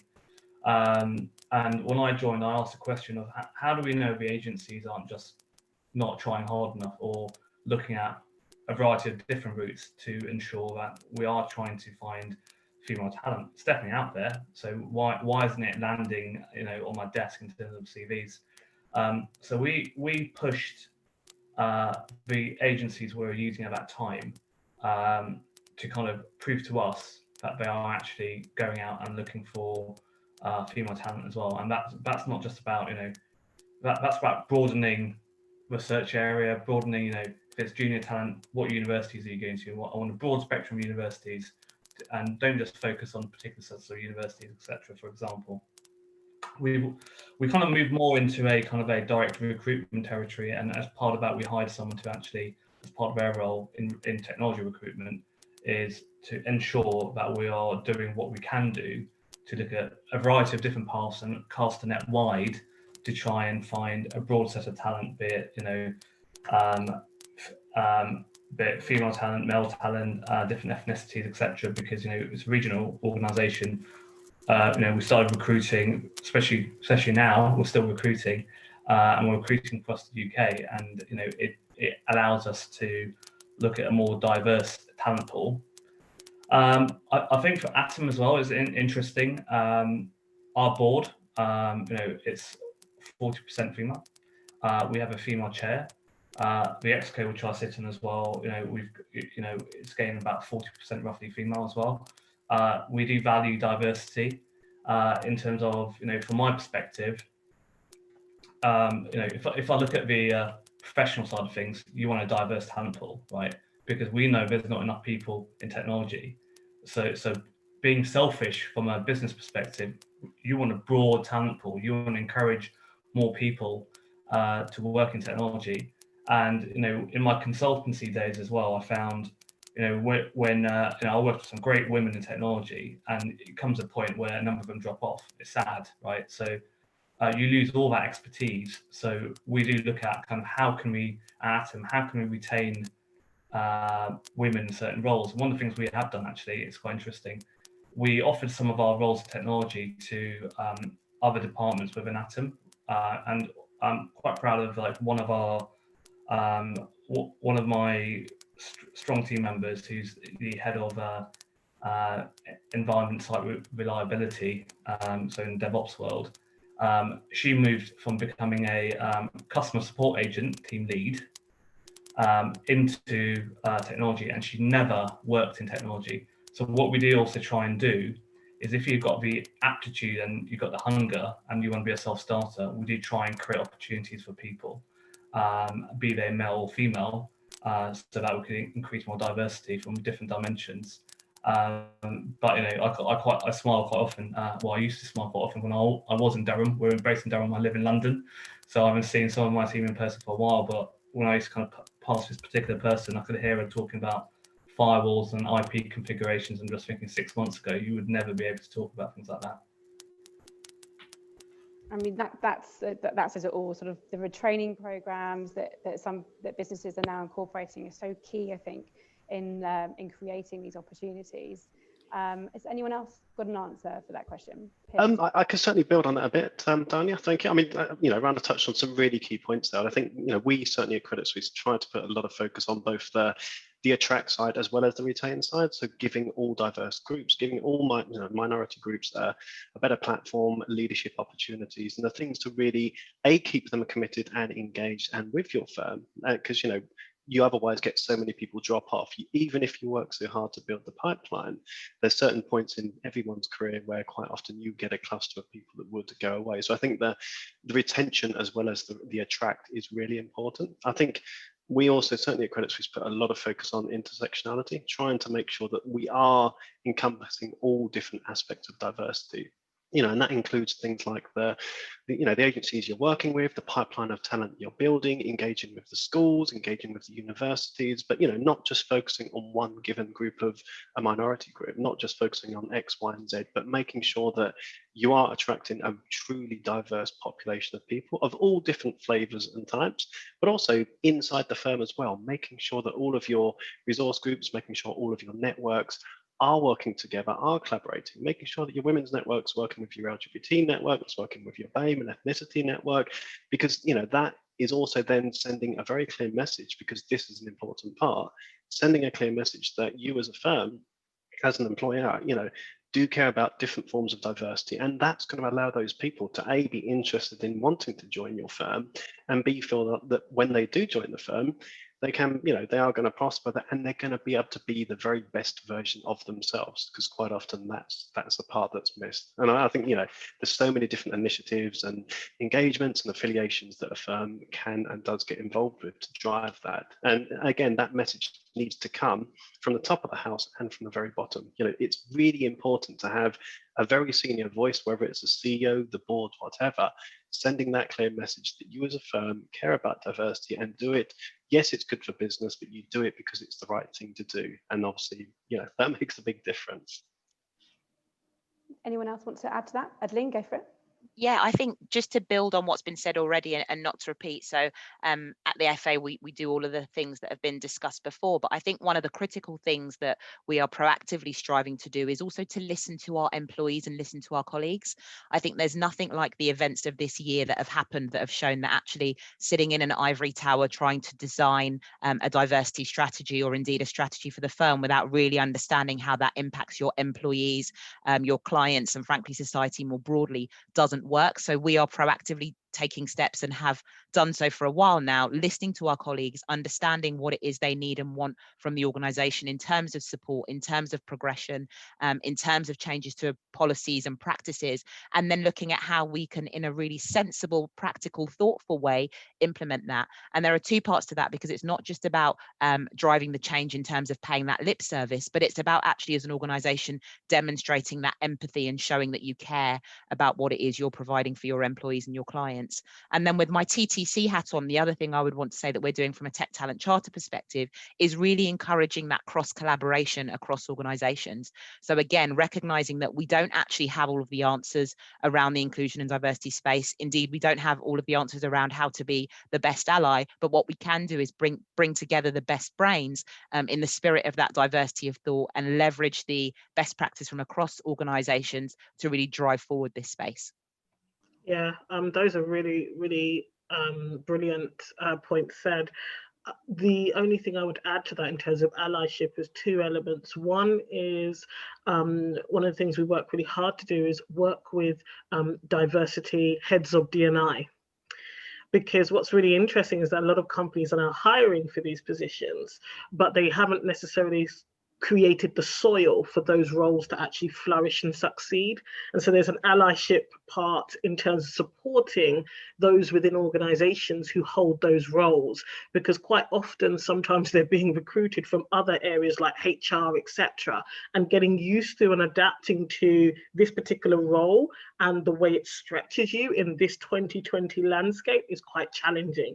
So one of the things we work on as a consultancy is supporting, being an ally to the diversity roles that exist within organizations. And the other group, which I think is really interesting sometimes to consider and be aware of, is the sitting senior leads. You know, a lot of these senior teams, it's new to them, as crazy as that might sound. So we do a lot of work in terms of creating safe environments, right? Some safety around their experience of now understanding systemic inequality and how it affects all of the, you know, the groups that fall into those categories, and also what allyship really means now for them in senior positions. So that's all I would add in terms of how to be an ally. Sometimes those are forgotten groups in the conversation.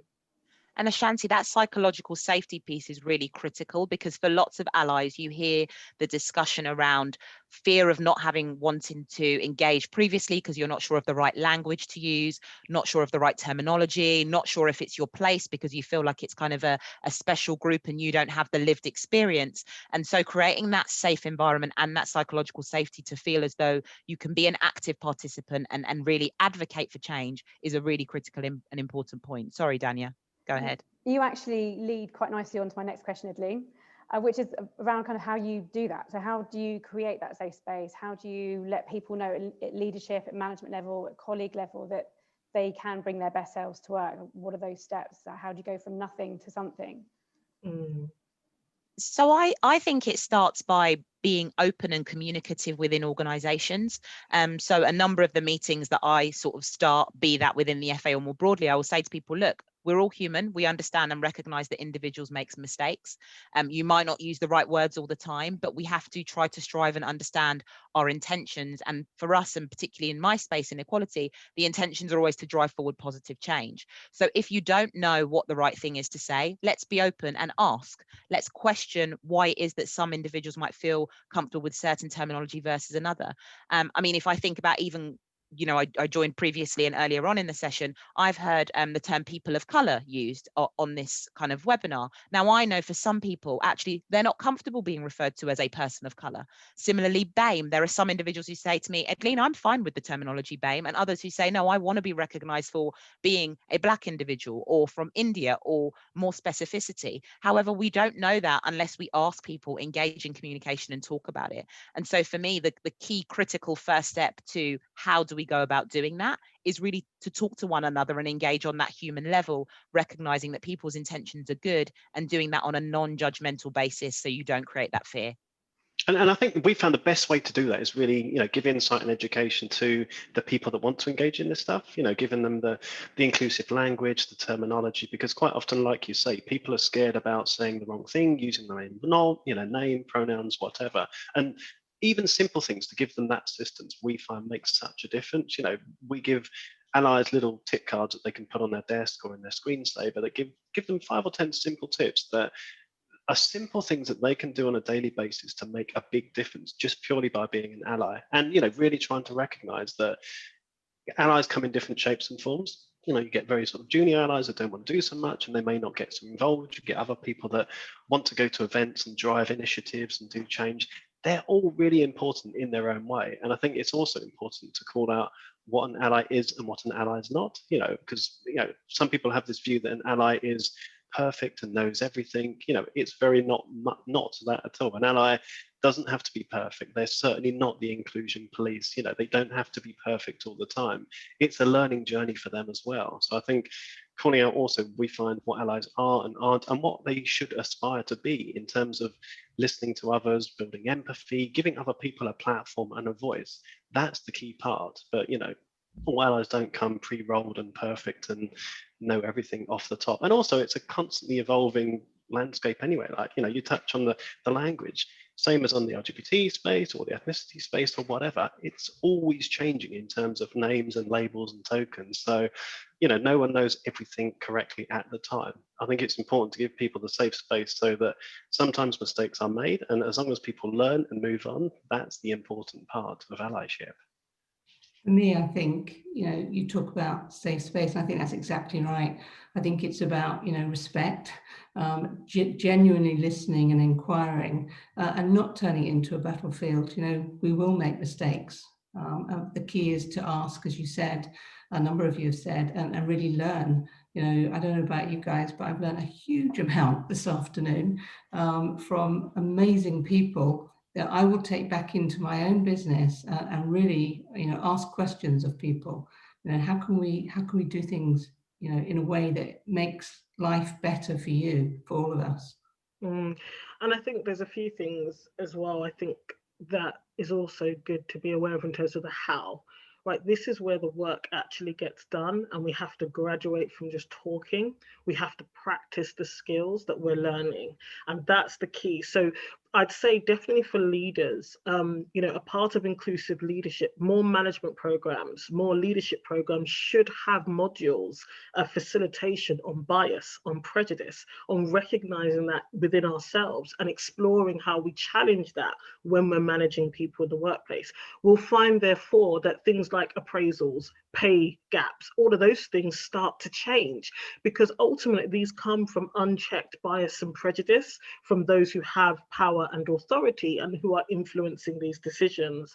And this area about how we have a conversation, it's one thing to talk, but the how, the skills required to have a conversation that leaves people feeling understood, heard, and valued, that has to be learned and it has to be practiced. And it's something that we just take for granted in the workplace setting, but it is something that really we should be putting people on exercises, actual activities of practicing how we have uncomfortable conversations, where we do have to talk about accountability, because I really appreciate the element of people making mistakes, but at the same time, if we all build in this sense of accountability to our colleagues, to our peers, to our service users, we will try harder. We will try harder in the first instance. And when we build trust and respect, that's another key thing that we work with leaders on. You have to get the trust and respect of your peers, of your colleagues, of the teams you manage, so that if you do make a mistake, they give you that grace.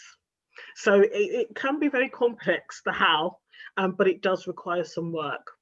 And on that point, Ashanti, I love the saying about getting people uncomfortable, you know, getting people comfortable with being uncomfortable, because that's the best way to move them from that space of being scared and not wanting to learn to that place of, you know, learning from lived experiences and understanding the impact they have, or perhaps the words they shouldn't be using and how that affects people.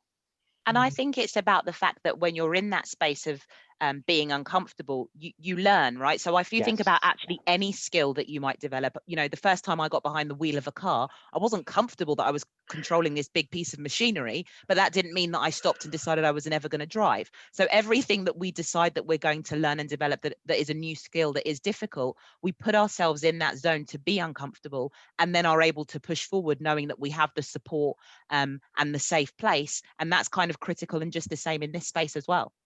Yeah, absolutely. And you know what I find interesting as a facilitator going into organizations is sometimes there will be a conversation happening and we're getting people to practice a certain skill, and then someone expresses something. And now, bearing in mind these are all senior managers, they might be surprised that their colleague who they sit next to day in, day out has expressed a certain view or idea. And as the facilitator, we let that uncomfortableness sit. And we let them work it out between themselves, because that is how we start to kind of rub off that grit and get to the pearl, is when you can be uncomfortable as peers in senior management and think, oh, okay, so this, and then you see them become allies to each other, ironically, in that situation, to work through that problem and start identifying, okay, how can we change this then for the wider employee cohort? It's really quite interesting to watch. Yeah. And if you leave it long enough, then the uncomfortableness starts to fade away. That links in quite nicely, actually. I was listening earlier, we were talking about unacceptable behaviour and how you call that out. And I think that's quite, you were talking about learned behaviours, and these are skills that you have to learn, but is there any advice for if you're sitting at work and something happens that you're uncomfortable with? How do you not just call it out? It's not just about standing up for what's right, but you want to call it out in a way that's proactive and positive, and so that person who maybe said something without realizing what the implication would be doesn't then, you know, just button up forever. They actually become part of that kind of ally group. I think that's why it's important we use the term calling that behavior in rather than calling it out. It's not about embarrassing them and making a major point out of them as and when they do it. It's more about having a chat with them, bringing them on board, getting them to understand the impact of their words. And, you know, how would you feel if someone said that about you? How would you feel if, you know, you were being referred to like that? Sort of calling them in, getting them more on side rather than calling them out and sort of making them feel, you know, perhaps more aggressive or not wanting to be more of a better ally. I think that's one key point. And I think, to add to what Pips just said, a key element also is expressing the emotion that you might feel about what they said. So I think people often get very defensive when you say, you did this and you did that. But I think it's really difficult for people to argue with, I felt like this because this was said, or because this was done, because it's then about how you feel. And I think people are often able to be a bit more empathetic and understanding versus when they feel criticized, because I think sometimes people use that criticism as an excuse to kind of shut down or close down, or in many situations actually to kind of give people labels and say, oh, well, this person's, you know, aggressive, or this person is XYZ. And so making it about that kind of empathetic means of delivering the message, I think, can often be very powerful. Awesome. And yeah. Oh, sorry, Dan. I was just going to say, do you think it's harder now because we're living in a remote world and we aren't connecting in person? Do you think it's harder to keep that kind of inclusive culture?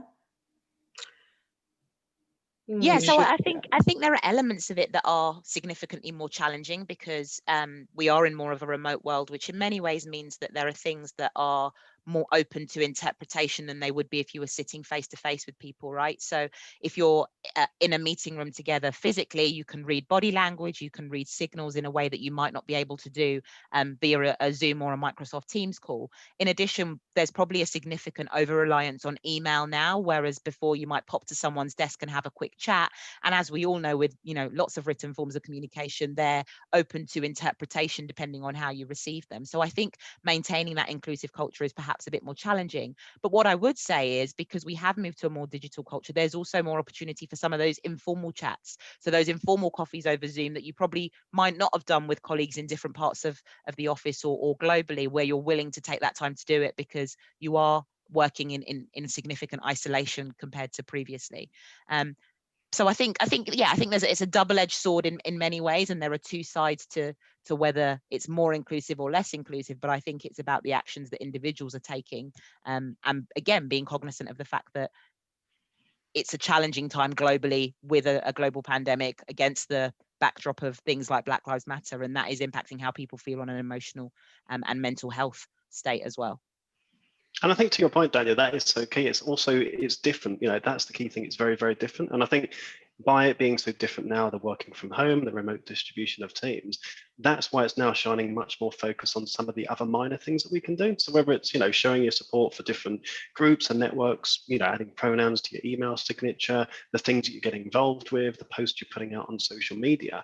I think given that we're also disconnected physically at the moment, I think some of those actions and the things that people can do to show their support and to show their inclusion and their allyship has even more of an impact. So I think it's a very different world, and some of the things that perhaps we've done before but we didn't value quite as much, I think has even more relevance now. So I think we aren't, go for it, Bev. Sorry, just very quickly, it just occurred to me. So I'm an executive coach and a master NLP. And for me, language is everything. It's not what people are always saying, it's what they're not saying, and catching that in the moment. And I think in this world, we have 2 points really to watch out. I think you can absolutely create a nightmare situation where people misunderstand or actually really clearly understand, but don't know what to do with the conversation as it comes up. They're very direct conversations in this world. There's not so much of the more social context that go on in the office setting. So knowing that, the other side of it is to make sure that we pay even more attention in giving people the language and the skills and the ability to actually make sure that we are better equipped in this time, would be my point. Well, I'd like to add also, I think, because we are, if I think about myself, and my team, we're kind of dispersed to the 4 winds. So you have to make a greater effort, maintaining or increasing the feeling of there's a safe environment to have difficult conversations as well. Because otherwise, I could quite easily see, someone could be upset with, what person A might have said to them. Then because of the way we all digitally interact with one another, they'll just brush it under the carpet, but it'll fester. Yeah, and it's not the right thing for the individual, or the individual who might have said something that cause offence because they might not know. So I think in the way we're working now, we have to be more proactive than ever to try and make sure we can have these open conversations, because then that it doesn't always naturally feel like you're going to have them or you want to have them because you're facing a TV screen. And I think this is why it's so important, framework. And I know this sounds boring, but we have a lot of these conversations, but the how to, that's why it's so helpful to have a framework for having a conversation about these things. And it's something that leaders can use with the teams they manage, and managers can use it with their teams. And then you can encourage colleagues to use that framework with each other whenever there's a difficult conversation that they may be gearing themselves up to have, whether in the virtual or in person. They have a point of reference. And when that framework is shared within the organization, everyone knows how we're going to try and have these conversations, right? And where do we want to get to at the end of the conversation? I loved what you said, Bev, about often it's about what's not said. And so that's why these frameworks of literally teaching our colleagues and our managers of how to have challenging conversations can be so, so useful. And on that point, Ashanti, I think an important thing on that is also, in this virtual world, leading with humility and being more courageous and exposing your vulnerabilities. I think we should be doing even more of that, because in the absence of the physical contact, it's so easy for that side to get lost. So I have so much more respect for leaders that are sincere, empathetic, compassionate. They are true, they do expose their vulnerabilities and they lead with humility, because I think that goes such a long way. And I think that's really key, Pips, because if I think about the time period that we've been in across the world, the past few months, and I think about the question that you often ask within the workplace, right? Oh, how are you? And 9 times out of 10, what you hope someone's going to say is, oh, yeah, fine, all good. And then move on to the context of the meeting or the discussion or whatever it is you're doing. But actually in this time, I think it's one of the first times definitely in my professional life where when people are saying, how are you? People are saying, well, actually, I'm not feeling very good. Or, the Black Lives Matter movement has really impacted me in this way emotionally. Or actually Pride Month not being celebrated as it would be has really affected me in this way. And I think that realism and that authenticity has almost been able to come to the forefront because we've all had a bit more time, and we're not commuting and we're not rushing in and out of work, and people have been able to self-reflect more and therefore have been a bit more willing to be a bit more open and honest than we would do in the office. And I think that's been really critical for also building those relationships and also getting some allies on board, because they see that vulnerability, they're having those discussions and engagement, and then think, right, what more can I do? Yeah, that's so key. I could literally talk about this all afternoon. I cannot believe how fast the time is flying. I've got 4 pages of questions for you that I'm now not going to be able to get to because the conversation has been so incredible. I'm really conscious of the fact that we've got quite a number of questions in the Q&A. So I would like to invite Claire to join us, my Q&A assistant. Hello. Would you mind taking us through some of the questions? Of course. This would be normally the point where one of us would be running around the audience with a microphone like, oh, come on. One of the questions came up from our discussion before the panel, but I think that this might be a really good place to ask it. It was about, I'd appreciate more light thrown on pronouns. I always ask myself, why? Can you throw some more light on it? And I think it's sort of asking, you know, like, why should people who aren't in a minority make an effort to show solidarity for people who are in one? So if anybody wants to jump in and answer. I think, I'm not sure if this is a tangent or not. I think the key thing that I see about, you know, pronouns and anything like this is it's about respecting someone's identity. It's about respecting their heritage and who they are and what they are. And, you know, simple thing quite often that I get asked is, you know, someone's worried about asking a particular question. The simple thing is to ask someone, you know, how do you identify? What's your pronouns? Or if it's a language or inclusive language topic, ask them, because a lot of these points are so important, but they're very personal, they're very subjective, and there's no one size that fits all, whether that's someone's gender identity, pronoun, heritage, whatever. So I find the key thing certainly is emphasizing to allies, but just asking and understanding and being, you know, appreciative of the importance of these things is the key thing, because, you know, it's really of respecting someone's who they are, what they are, where they come from, all of those points. So, you know, it's like the whole inclusive language thing.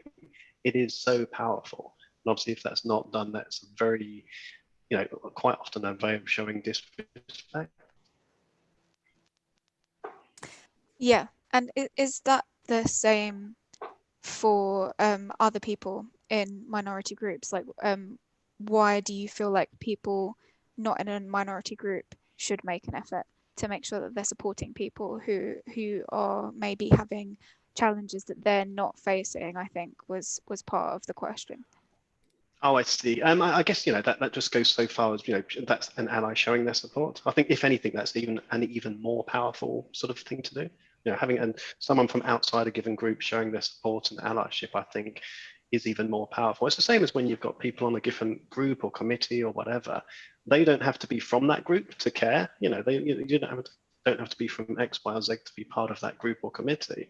I think it's important that everyone gets involved, because it's not about changing us as a given group, whatever that difference aspect is. It's about inviting other people into that conversation and getting them on board to be part of the solution.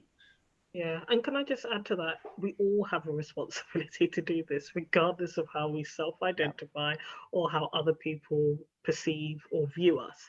And also as human beings, we will occupy several identities at different stages in our life at different times. That's a reality. You might not be a mother 10 years ago, but maybe in 5 years' time you will be. Maybe you weren't disabled in some way, whether it be visible or invisible 5 years ago, but in a year's time that could be you.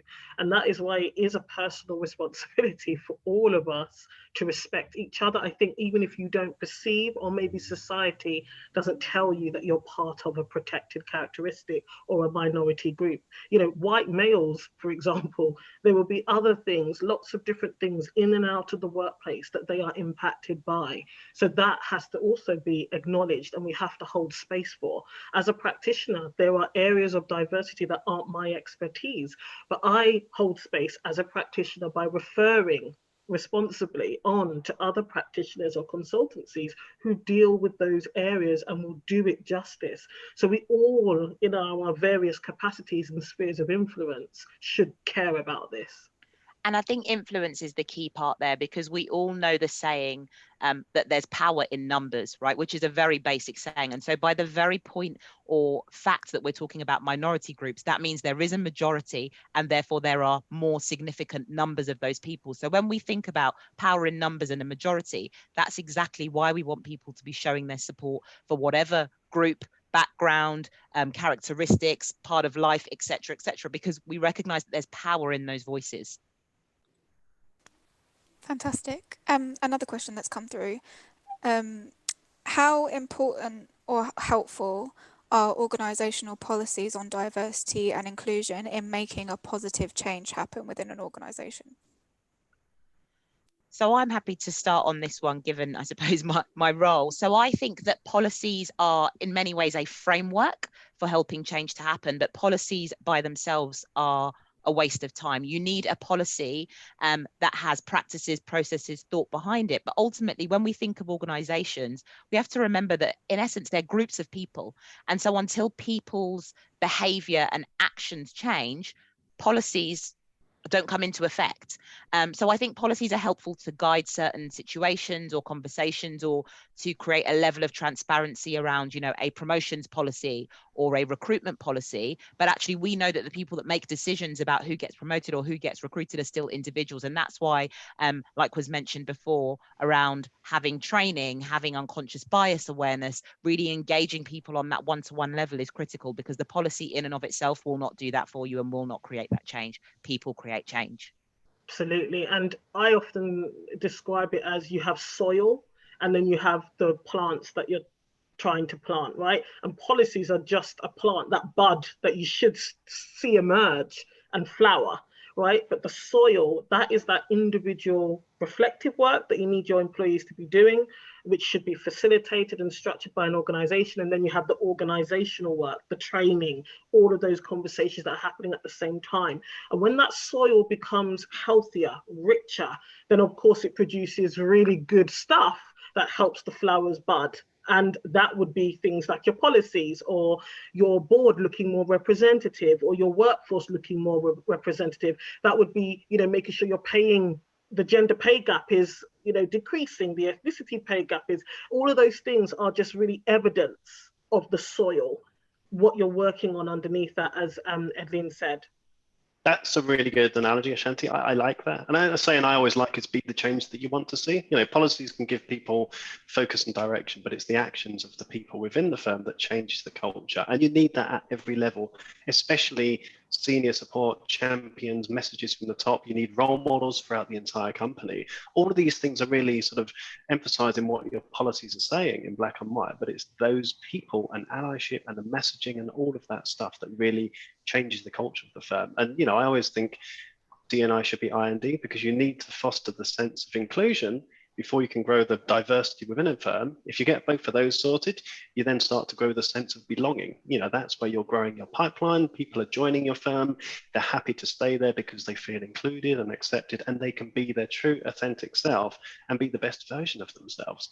All of that stuff is not achieved by a policy. A policy is a good signpost. It's a good bit of soil, but not the be all and end all.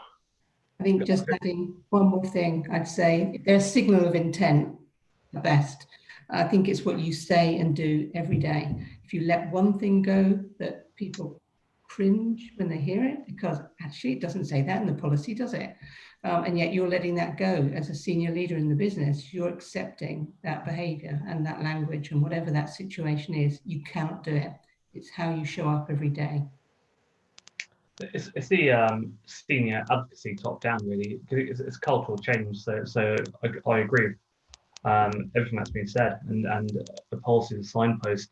But if you're not leading by example from top down, how are you going to create that safe environment to have the difficult conversations when you need to? So it has to be, you need to have an advocate. You need to kind of explain quite clearly, what is acceptable, what's not acceptable, right? The policy can help give you the detail of that, but no one's going to actually follow the policy unless you're basically living with, making a living policy and having a role model at a senior level driving that cultural change, because there is cultural change and cultural change is hard. you very much. I've been given the signal that we're coming to the end of our time, and I'm more scared of the lady that's organising the event than to keep going and asking more questions, even though I really want to. Just to let everyone know, we will take your questions offline and respond to them individually, and I will reach out to each of the panel members to get their take as well. I'm very optimistic about change. I'm an optimistic person anyway, but I just think year on year, this conference gets more and more attendees. The content that comes out of the panels and the keynotes are just so exceptional. The advice you've all given today is going to help every single person listening. So I cannot thank you enough for giving up your time, for giving us a piece of your mind and telling us a bit more about what we can all do individually to impact change in a positive way. So thank you very much, Rana, Pips, Ashanti, Edleen, Bev.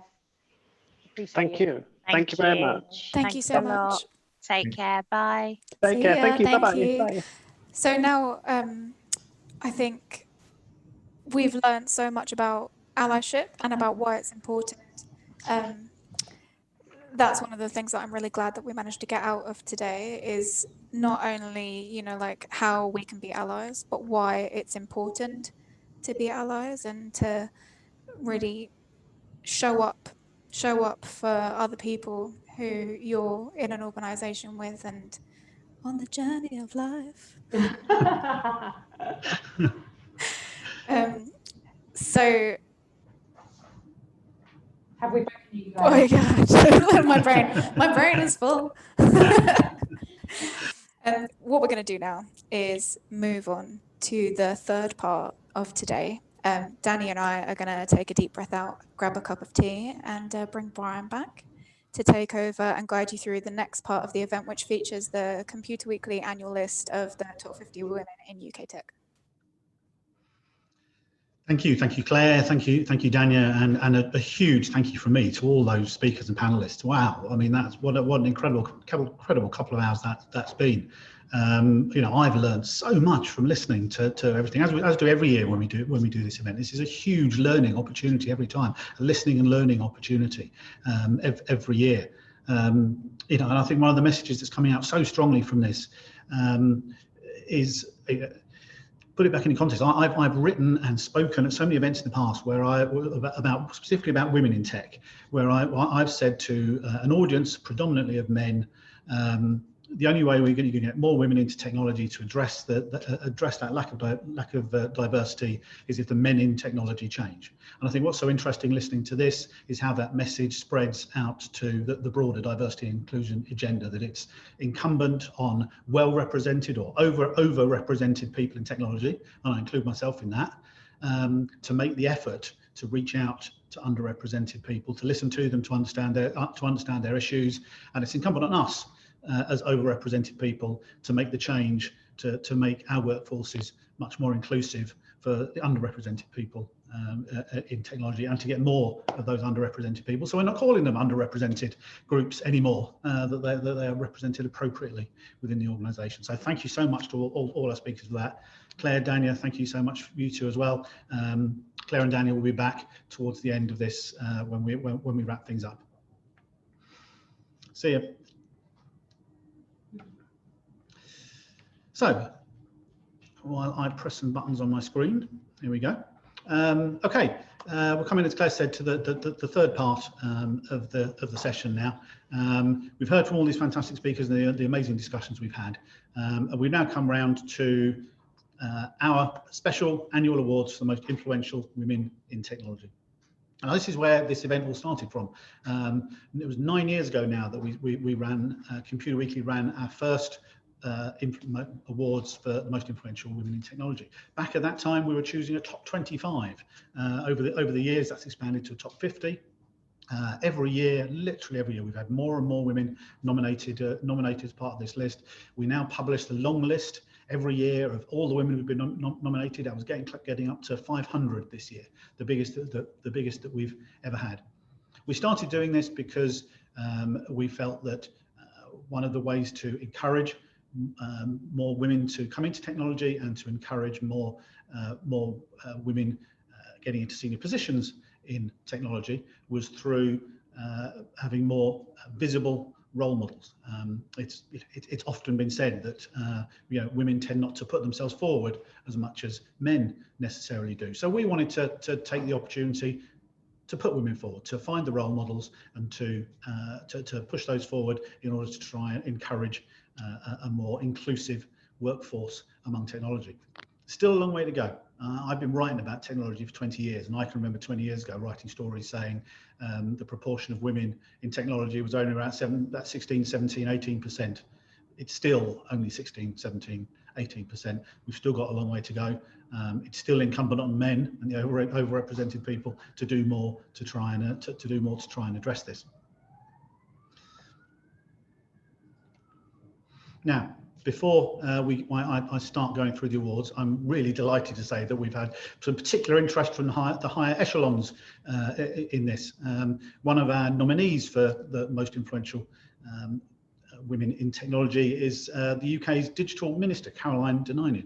When we got in touch with her to say, we're doing this event, we'd love it if you could, if you can attend, she came back to us and said, hey, you know what? I'd actually love to talk. This is something, women in technology is something I'm really passionate about. It's something that's really important to me.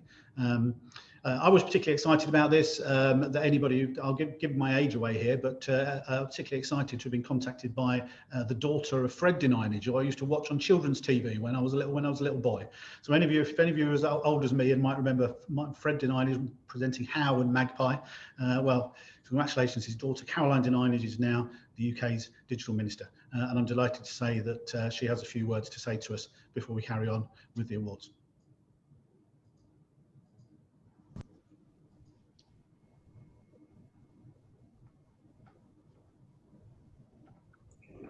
Good afternoon, everyone, and congratulations to you all for your nominations. I'd like to begin by thanking Computer Weekly and Spinks for putting on this event, which has been a huge success despite the current challenging circumstances. I'm incredibly honoured and surprised today to have been nominated as one of the top 50 most influential women in tech, and of course thrilled to be sharing this virtual stage with so many powerful, inspirational and incredible women. Diversity and inclusion is something I'm incredibly passionate about, and as a government minister, I see it as part of my role to ensure that the government represents the communities that we serve. I believe that the sectors we represent are stronger through diversity, and this is an agenda that DCMS is fully engaged with supporting. One of our main focuses is ensuring that women have access to jobs in tech. One way we are addressing gender diversity in the industry is by supporting the Tech Talent Charter. This charter, which has been signed by over 500 companies, including the likes of Microsoft, Cisco and BAE, includes pledges to implement recruitment and retention practices to address diversity and inclusion issues right across the signatory organisations. Through measures like this, I hope to ensure that we can get more and more women into roles in tech. Now, Debbie Forster, the CEO of Tech Talent Charter, was voted as the most influential woman in tech at this event last year, and I'm very proud that DCMS are continuing to support this invaluable work.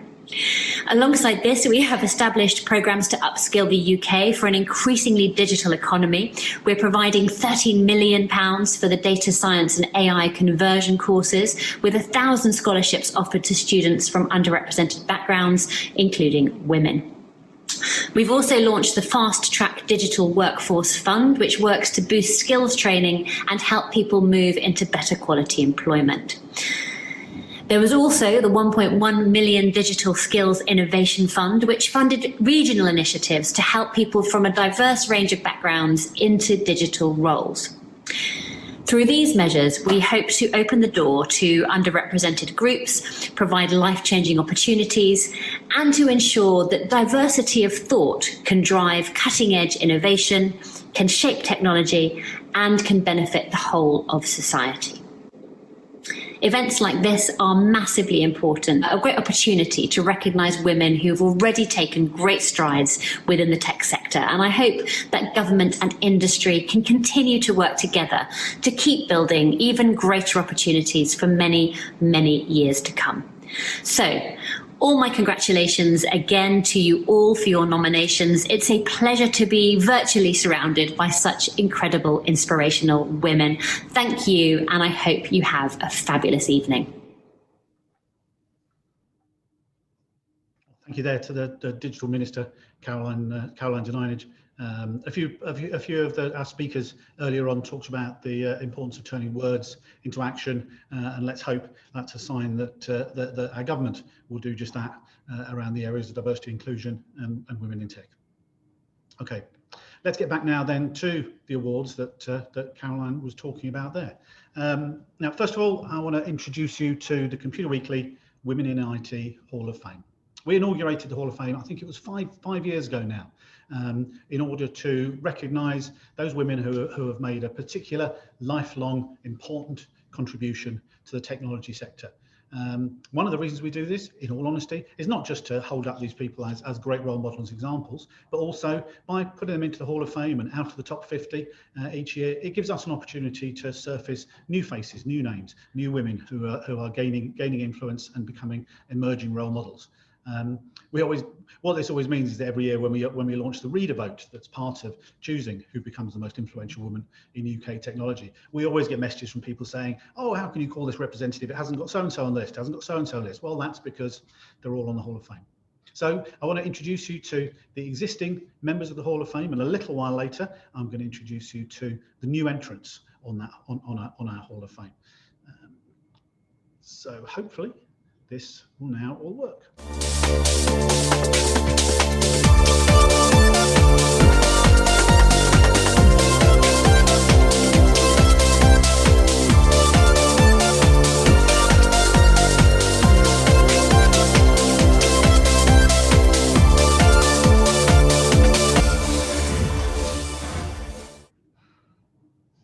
And yes, the whole room here was dancing to that music, and selfies were being taken. There is photographic evidence to prove that the room was dancing here to the music. You can hear that music a lot more over the next half an hour or so.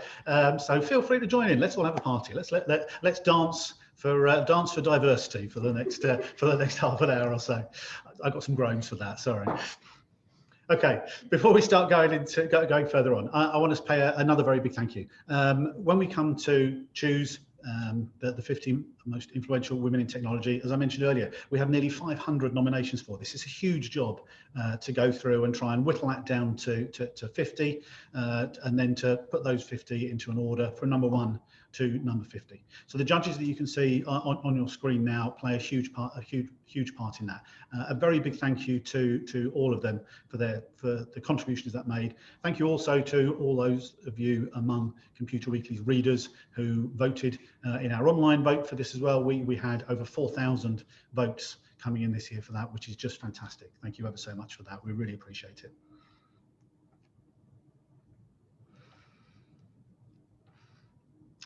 Oh, never mind. Without further ado, let's have a look at the first cadre of the most influential women. We're going to do a countdown from number 50 to number 31.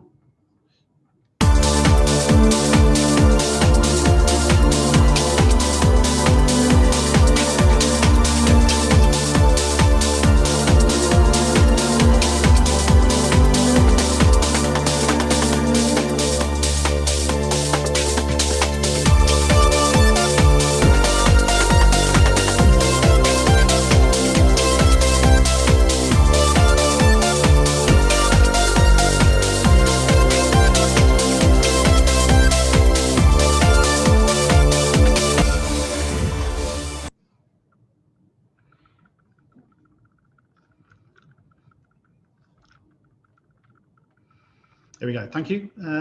Congratulations to those 20 fantastic female role models. The dancing was continuing here again. I think next year we're going to rename this event "Dance for Diversity." I think that's definitely going to be a hit. So we'll come back to that list again shortly. There'll be more to come from that. Now, I've introduced you just now to the Hall of Fame and the amazing women who have made a lifelong contribution to technology, who are part of that. Every year we like to add some new names to that. The previous year's winner always goes onto the list, but we also look to pick out a number of women who have been regular members of the overall top 50 list for a number of years, and to call them out for their fantastic contribution. So I'd like to introduce you to this year's 5 Computer Weekly Women in IT Hall of Fame new entrants. First up is Eileen Burbage. Eileen has frequently appeared on our list of the most influential women in UK tech over the past 5 years. She's a partner at the London-based venture capital firm Passion Capital, as well as serving as a non-executive director for many small and growing businesses such as Monzo, the online bank. Her career in technology has spanned 15 years and includes roles at companies such as Yahoo, Skype, OpenWave, Sun Microsystems and Apple. She's the special envoy for FinTech for Her Majesty's Treasury. She's a non-executive director at Dixon's Carphone and a co-founder and startup angel and advisor for White Bear Yard. And until recently, she was chair of TechNation and previously a member of the Prime Minister's Business Advisory Group. Next is Sheila Flavilla.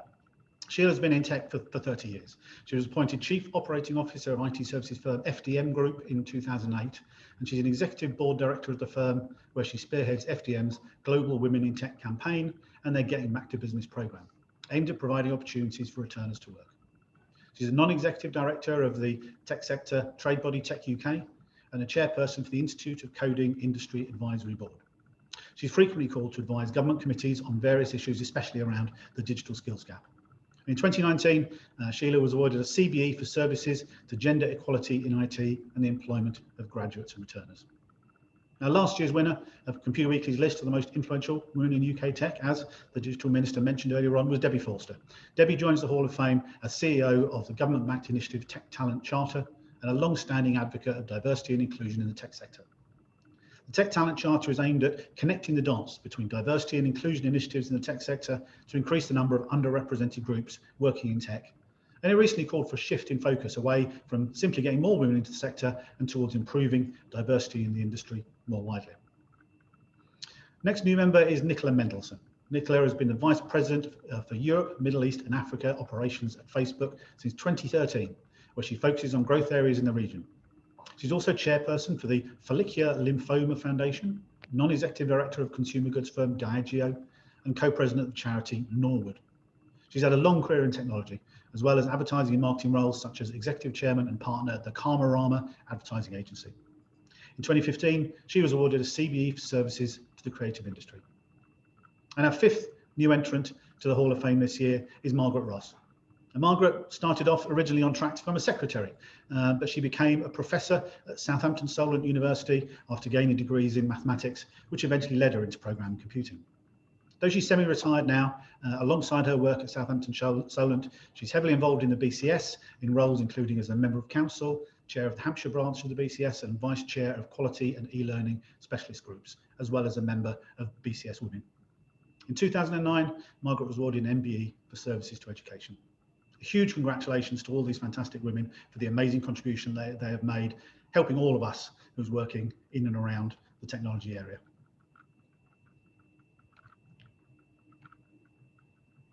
Okay, let's get back to the countdown then. Everybody in the room here is getting very excited because they're going to be dancing again, I expect. Let's look at the top 50 from number 30 to number 11.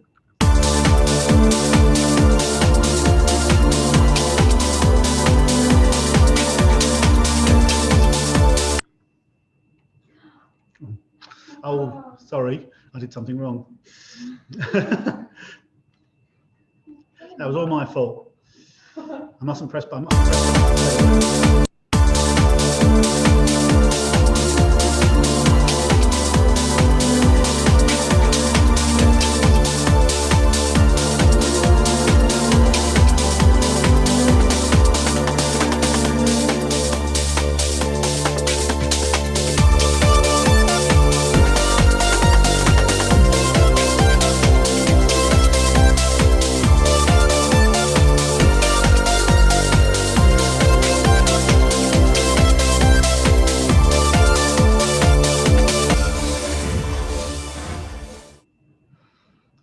Important tip for you: when you're using Zoom, press stop video before you go next slide on PowerPoint. Otherwise, it screws the slides up. Important, you know. We've told you this is a learning afternoon. So I've been learning about Zoom this afternoon. So congratulations again to another great set of influential women from number 11 to number 30 on our list. Now, another of the initiatives that we introduced in recent years is to recognise rising stars. We said it's all about role models, but it's also about recognising the role models who are on their way up as well. Now, by rising stars, we don't necessarily mean the youngest people coming through, but what we do look for is every year we ask our judges to pick 5 people who they think are likely to be in the top 50 very soon. If not next year, they're within the next 2 or 3 years.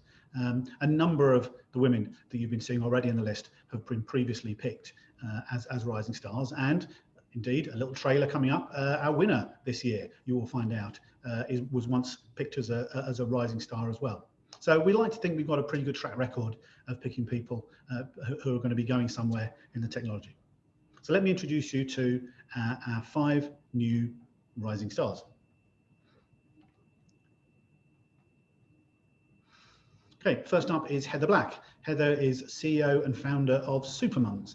Heather had several different consultancy roles spanning different sectors before she became the managing director and Salesforce consultant for Economic Change CIC. In 2016, she founded and became CEO of Supermums, a social enterprise which helps mothers to gain skills in Salesforce to help them re-enter the workplace. Heather, congratulations. Next is Charlene Hunter. Charlene, as you can see, is the founder of Coding Black Females. She founded Coding Black Females in 2017. And I've lost my place. She founded Coding Black Females in 2017 to help Black female software developers meet each other and network. Alongside her work there, helped her as a software developer itself. Currently, she's the lead software engineer at Made Tech. She's also had roles as senior software developer, lead Java developer, app developer, and technical consultant at various firms. Congratulations, Charlene, you're a rising star. Next up is Yi Luo. Yi Luo is currently the Global Head of Strategy and Expansion at Earned, the business to consumer division of financing firm Greensill. She's been an angel investor for various different companies, and she's also a business mentor at L Marks. She was the founding chief strategy officer of FreeUp.io, which was acquired by Greensill in 2019, where she went on to become head of strategy. Congratulations, Yi.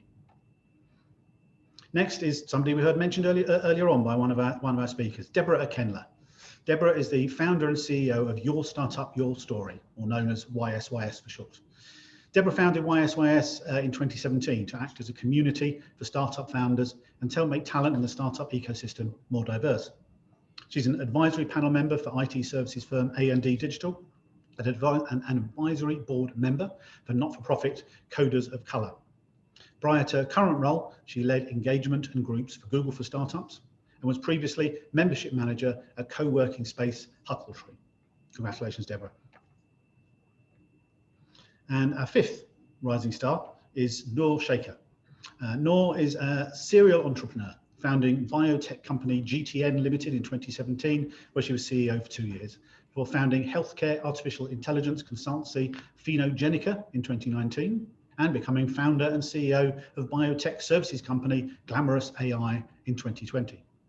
Prior to becoming a startup founder, Noor was a machine learning specialist for Unsilo, and she was an assistant professor at Aalborg University in Denmark, where she researched the use of machine learning applied to the way that people play games. 5 fantastic rising stars, and I'm completely confident we're going to be seeing one, if not more of them in the top 50 in the coming years. Congratulations to all of them.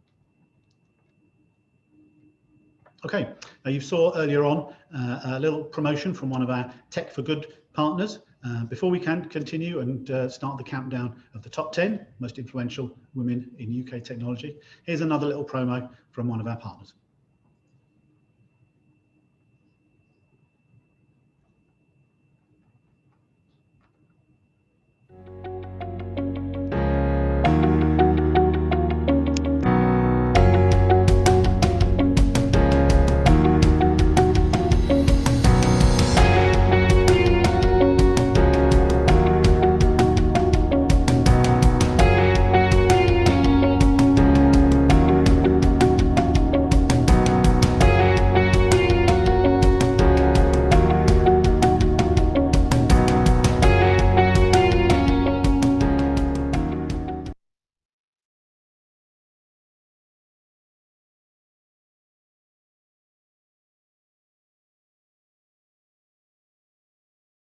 Sorry, and I'm on mute now. There you go. Everybody, just while everybody here can talk to me. As you can see, the standard of presenting has gone down significantly since Claire and Daniel were here.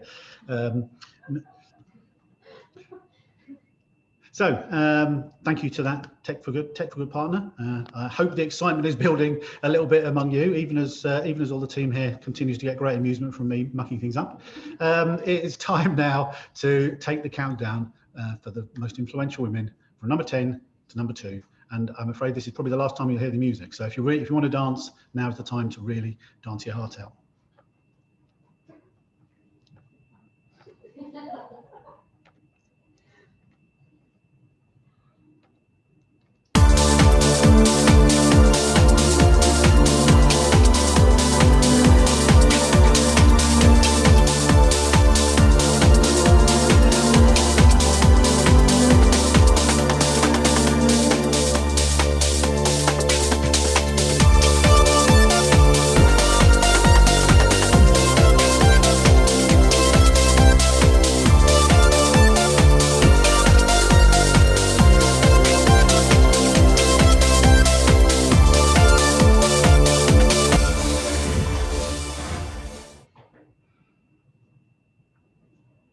A huge congratulations to all the women, not just that we've seen there from number 10 to number 2, but everybody who's made it onto the top 50. It's always really rewarding for us to see so many new faces coming onto that list this year, and indeed some new faces coming into the top 10 as well.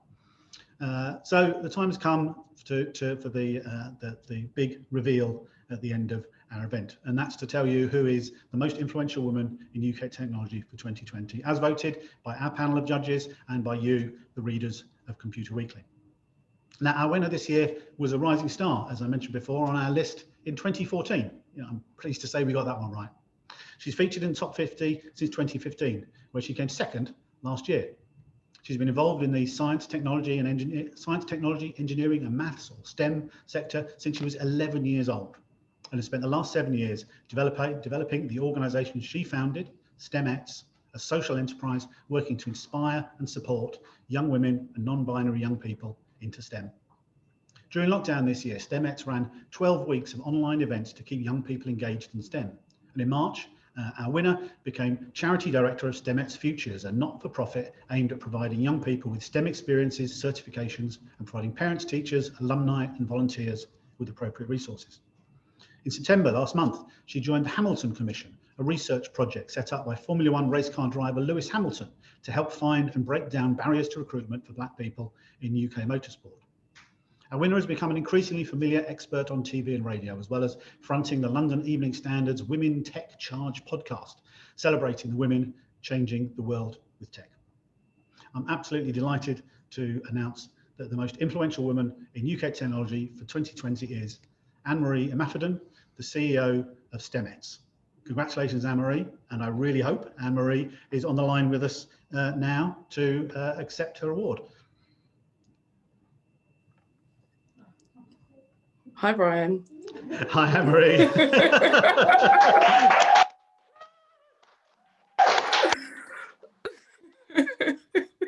Anne-Marie, hello. I'm so pleased we got the trophy. Managed to get the trophy to you as well. That's fantastic. Just in time. Just in time. I would love to have been there, to be able to stand next to you and hand it over to you. If I was a really smart technician, I'd have pre-recorded something to make it look like. There we go. That's what we're doing. Yeah. There you go. Congratulations. Anne-Marie, congratulations ever so much on being selected as the most influential woman in UK technology for this year. We'd love to hear a few words from you to our audience now.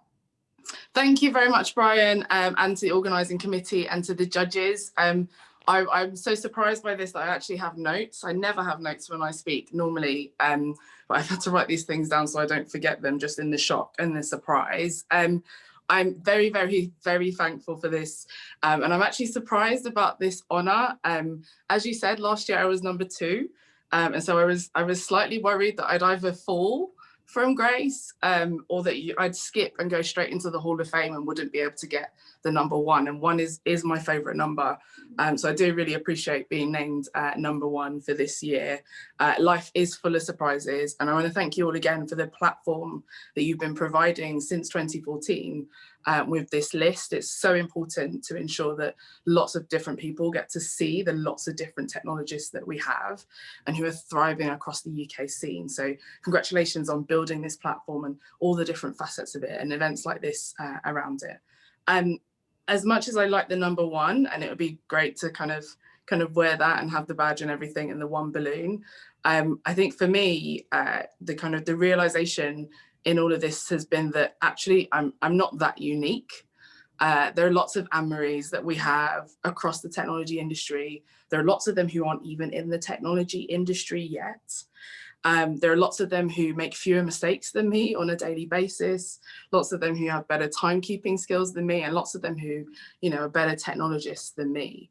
And the difference, I guess, for them has been those people that have got in their way and the others who are kind of getting behind them and supporting them, and also elements of time and, of course, as we say, a little bit of luck. So I wanted to start off by giving a message to the Anne-Maries out there, whether they're listening or whether you're able to pass this on to any Anne-Maries that you know. 3 things. Anne-Maries, you belong in this technical world and in the tech industry. Anne-Maries, you have influence more than you can appreciate. And finally, that you are brilliant. And these are all fundamental things about yourself that you cannot change, as well as the fact that you might be young, Black, female, and from East London like me, or whatever other form the Anne-Maries around you might take. So preserve your energy. Don't waste it on trying to change yourself to be what the one narrow definition of success might be in different places that you might end up.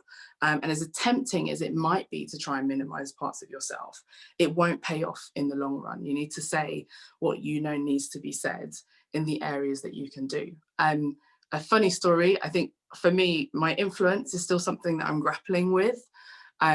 We've heard Tech Talent Charter mentioned quite a lot of times. And in fact, as you said, last year's winner is Debbie Forster, who's a great woman who's CEO of Tech Talent Charter at the moment. But what many of you may not know is that Tech Talent Charter came up as a result of a conversation that I had with Sinead Bunting, who's another brilliant woman, a couple of years ago, talking about why can't we just get recruiters to be part of this? Why can't we get them to sign up to a charter where they agree to be part of what we're doing with D&I, and then companies can't blame it on recruiters. And so it's fantastic, kind of almost every time I hear TTC, every time I hear the numbers, and I was saying to Debbie yesterday, they're growing all the time. It's fantastic. It's a fantastic feeling for me, but it's also a surprising one that kind of almost a throwaway comment on a conversation so long ago has ended up becoming something so huge. And I would have never imagined that. And I still can't believe it every time I hear of any success on TTC. So as number one, there's a couple of thanks I'd like to give. I want to thank my team, all of them, from the Stemets team to the other teams, people like Suzanne, who make sure that I'm in the right place at the right time and on the right Zoom call, which is harder, as I'm sure Brian knows, than you think. I want to thank my parents, my family, and my friends who have put up with everything it's taken for me to get to this point. The late nights, the missed holidays, there's lots of things, I guess, there's lots of sacrifices that come along the way of becoming head Stemets. I appreciate all of them for sticking with me the whole time. I want to thank the good managers and the great managers that I've had along my career, the mentors and the sponsors. And these are all people who have asked me questions and they've taught me things daily. It's been a really long learning process. They've all worked together to help me be a better team player and collaborator, and to be more than the mathematician, because as many of you will know, life is much more complicated than maths and computer science. And also to those who opened doors, people like Sinead who listened, people that have been involved in my promotions, people who have spoken my name in rooms that I've not been in, and the sisterhood of tech, as Jacqueline de Rojas, who's a previous number one, I think, was always talking about and referring to, the sisterhood, who haven't ever made me feel like an other just because I'm younger or blacker or swaggier than them, I guess I could say. I want to thank also those who have gone ahead of me, the other number ones and the number zeros, those who, unfortunately born at the wrong time to be able to get onto a list like this, whether it's Ada Lovelace, whether it's Gladys West, whether it's Catherine Johnson. You know, all those people, I'm not the first one. Like I said, I'm not the only Anne-Marie. There's lots of us, and there's many, many, many more coming. So you all better watch out. And then just to kind of close, to the people who have closed doors and continue to close doors for the Anne-Maries, I want to say good luck. You know, by closing doors for Anne-Maries and people like me, you're only holding up your own success and getting in the way. And I'm not the only one, and there will be many more, and it probably will get tiring after a while, closing doors on people continually and doing them down and treating them like other. For those who are scared to act, especially with all we've been hearing about belonging and allies, the fear of the unknown can be banished by research and practice. And you know this as a technologist anyway, because there's so many things that we don't know as we work in technology and build the future and build things that we're not sure are going to fully work. But also, to quote Dame Stephanie Shirley, who's a fellow member of the Hall of Fame, we waste too much time being afraid when what we should really fear is wasting time. So the final thought I wanted to leave with you all, and I know you've heard it in the conference today, and you've heard it in lots of sessions, is to embrace this difference. And it's the kind of thing that the more you do, the more of a habit it becomes, the more you enjoy it, and the more it becomes the way that you make hiring decisions, the way that you promote people, the way that you interact in meetings, and the way that you build products. And that's what we're doing. We're building the future. Each of us, I guess we can think of each of us as a brick. You know, what kind of contribution are you making as a brick in this wall of technology or this house of technology? And finally, to remember what it feels like to belong. And I know this is definitely a theme that's come up, you know, in the wake of Black Lives, of the kind of recent resurgence of Black Lives Matter, and even kind of Me Too before it. I think with all of these things, you know, we're not just looking for diversity and inclusion. What we're actually looking is for equitable practice and for a sense of belonging for lots of different people. And diversity and inclusion are kind of parts of that journey, but ultimately belonging is what we're going for. So as a guiding light, you might want to remember the last time you felt like you belonged and the last time you felt like you didn't belong. And think about that in your interactions with others and the decisions that you're making. How are you allowing others to feel like they belong, especially if you feel like you belong? So that's it. I kind of wanted to close there. IT and tech is nothing without people. We all know that. And so how rich is the technology you're building if you don't have a rich set of people? Which bricks are you laying and what kind of brick are you? I'll hand back to you, Brian. Fantastic. Thanks, Anne-Marie. Fantastic speech. Thank you ever so much. What a great message to send to everybody, that it's all about it's all about belonging. That's so very true. Congratulations, Anne-Marie, on being the most influential woman in UK technology for this year. Well done.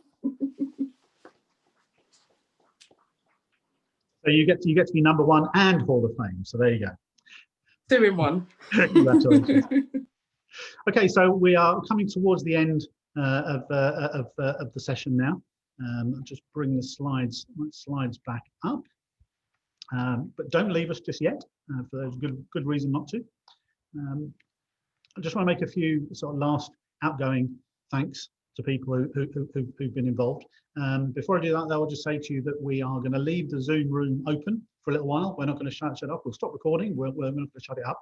We would obviously have loved in a different world to have had you all here in the room with us, to do some networking now, to share a glass of wine maybe, or a soft drink according to your taste together. But unfortunately, circumstances prevent us doing that. But we'd love it if you want to still network a bit through the chat room on Zoom here to talk to some of the other people who've been watching, and maybe where you are at home, raise us a glass of orange juice or a glass of wine according to what you like. I want to give a huge thank you to our partner here, Spinks. We're all sitting here in the boardroom at Spinks. They've looked after all the logistics and the zooming for this. You can't see them because they're not on screen.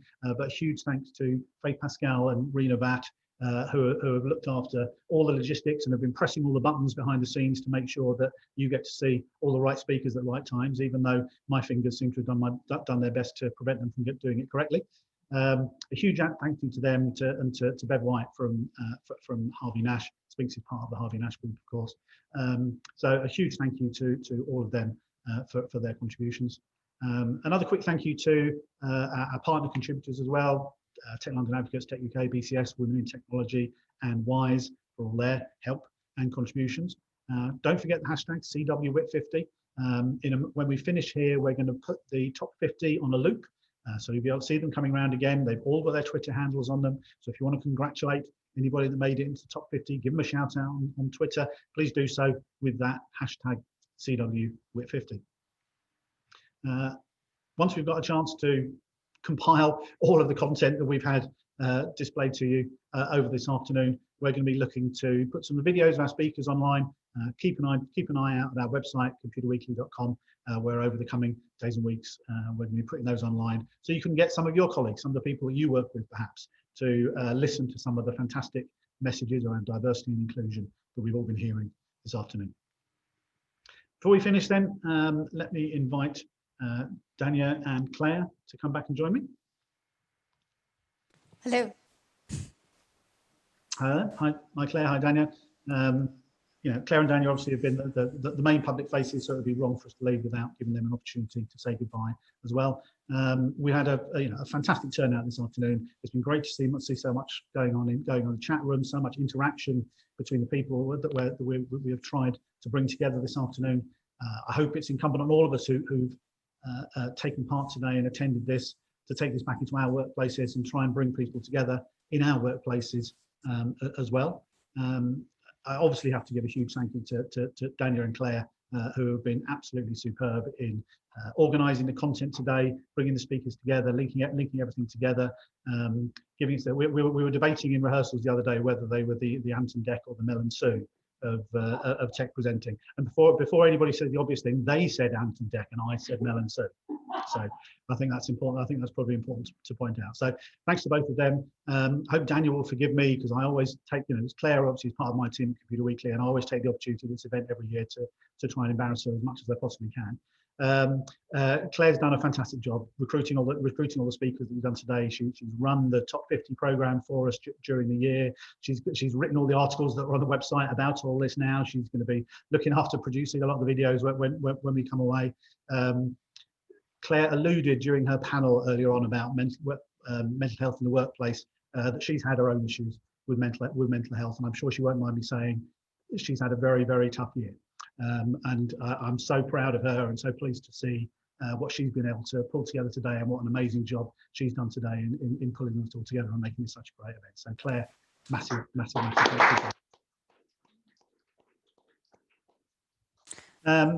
thank you. Did you want to say anything? Just okay. like, I might cry. I might cry. We'll do the crying afterwards. Yeah. So a final thank you, and perhaps the most important thank you of all, is to all of you. Thank you for coming along and spending time with us this afternoon. I hope you've listened. I hope you've learned. I hope you've taken a lot of really important messages away from this afternoon. I hope it's something that might help you to go back into your offices or into your remote working environments, whichever is appropriate for you at the moment, and take some of these fantastic lessons to try and promote advocacy, to try and do what we all can to support underrepresented groups in technology, and to try and make working in tech a much more diverse and inclusive place for everybody. Thanks for watching. Please stay on if you want to chat, and we hope to see you again next year. Thanks very much. Thank you. Bye-bye. Bye-bye. Thanks.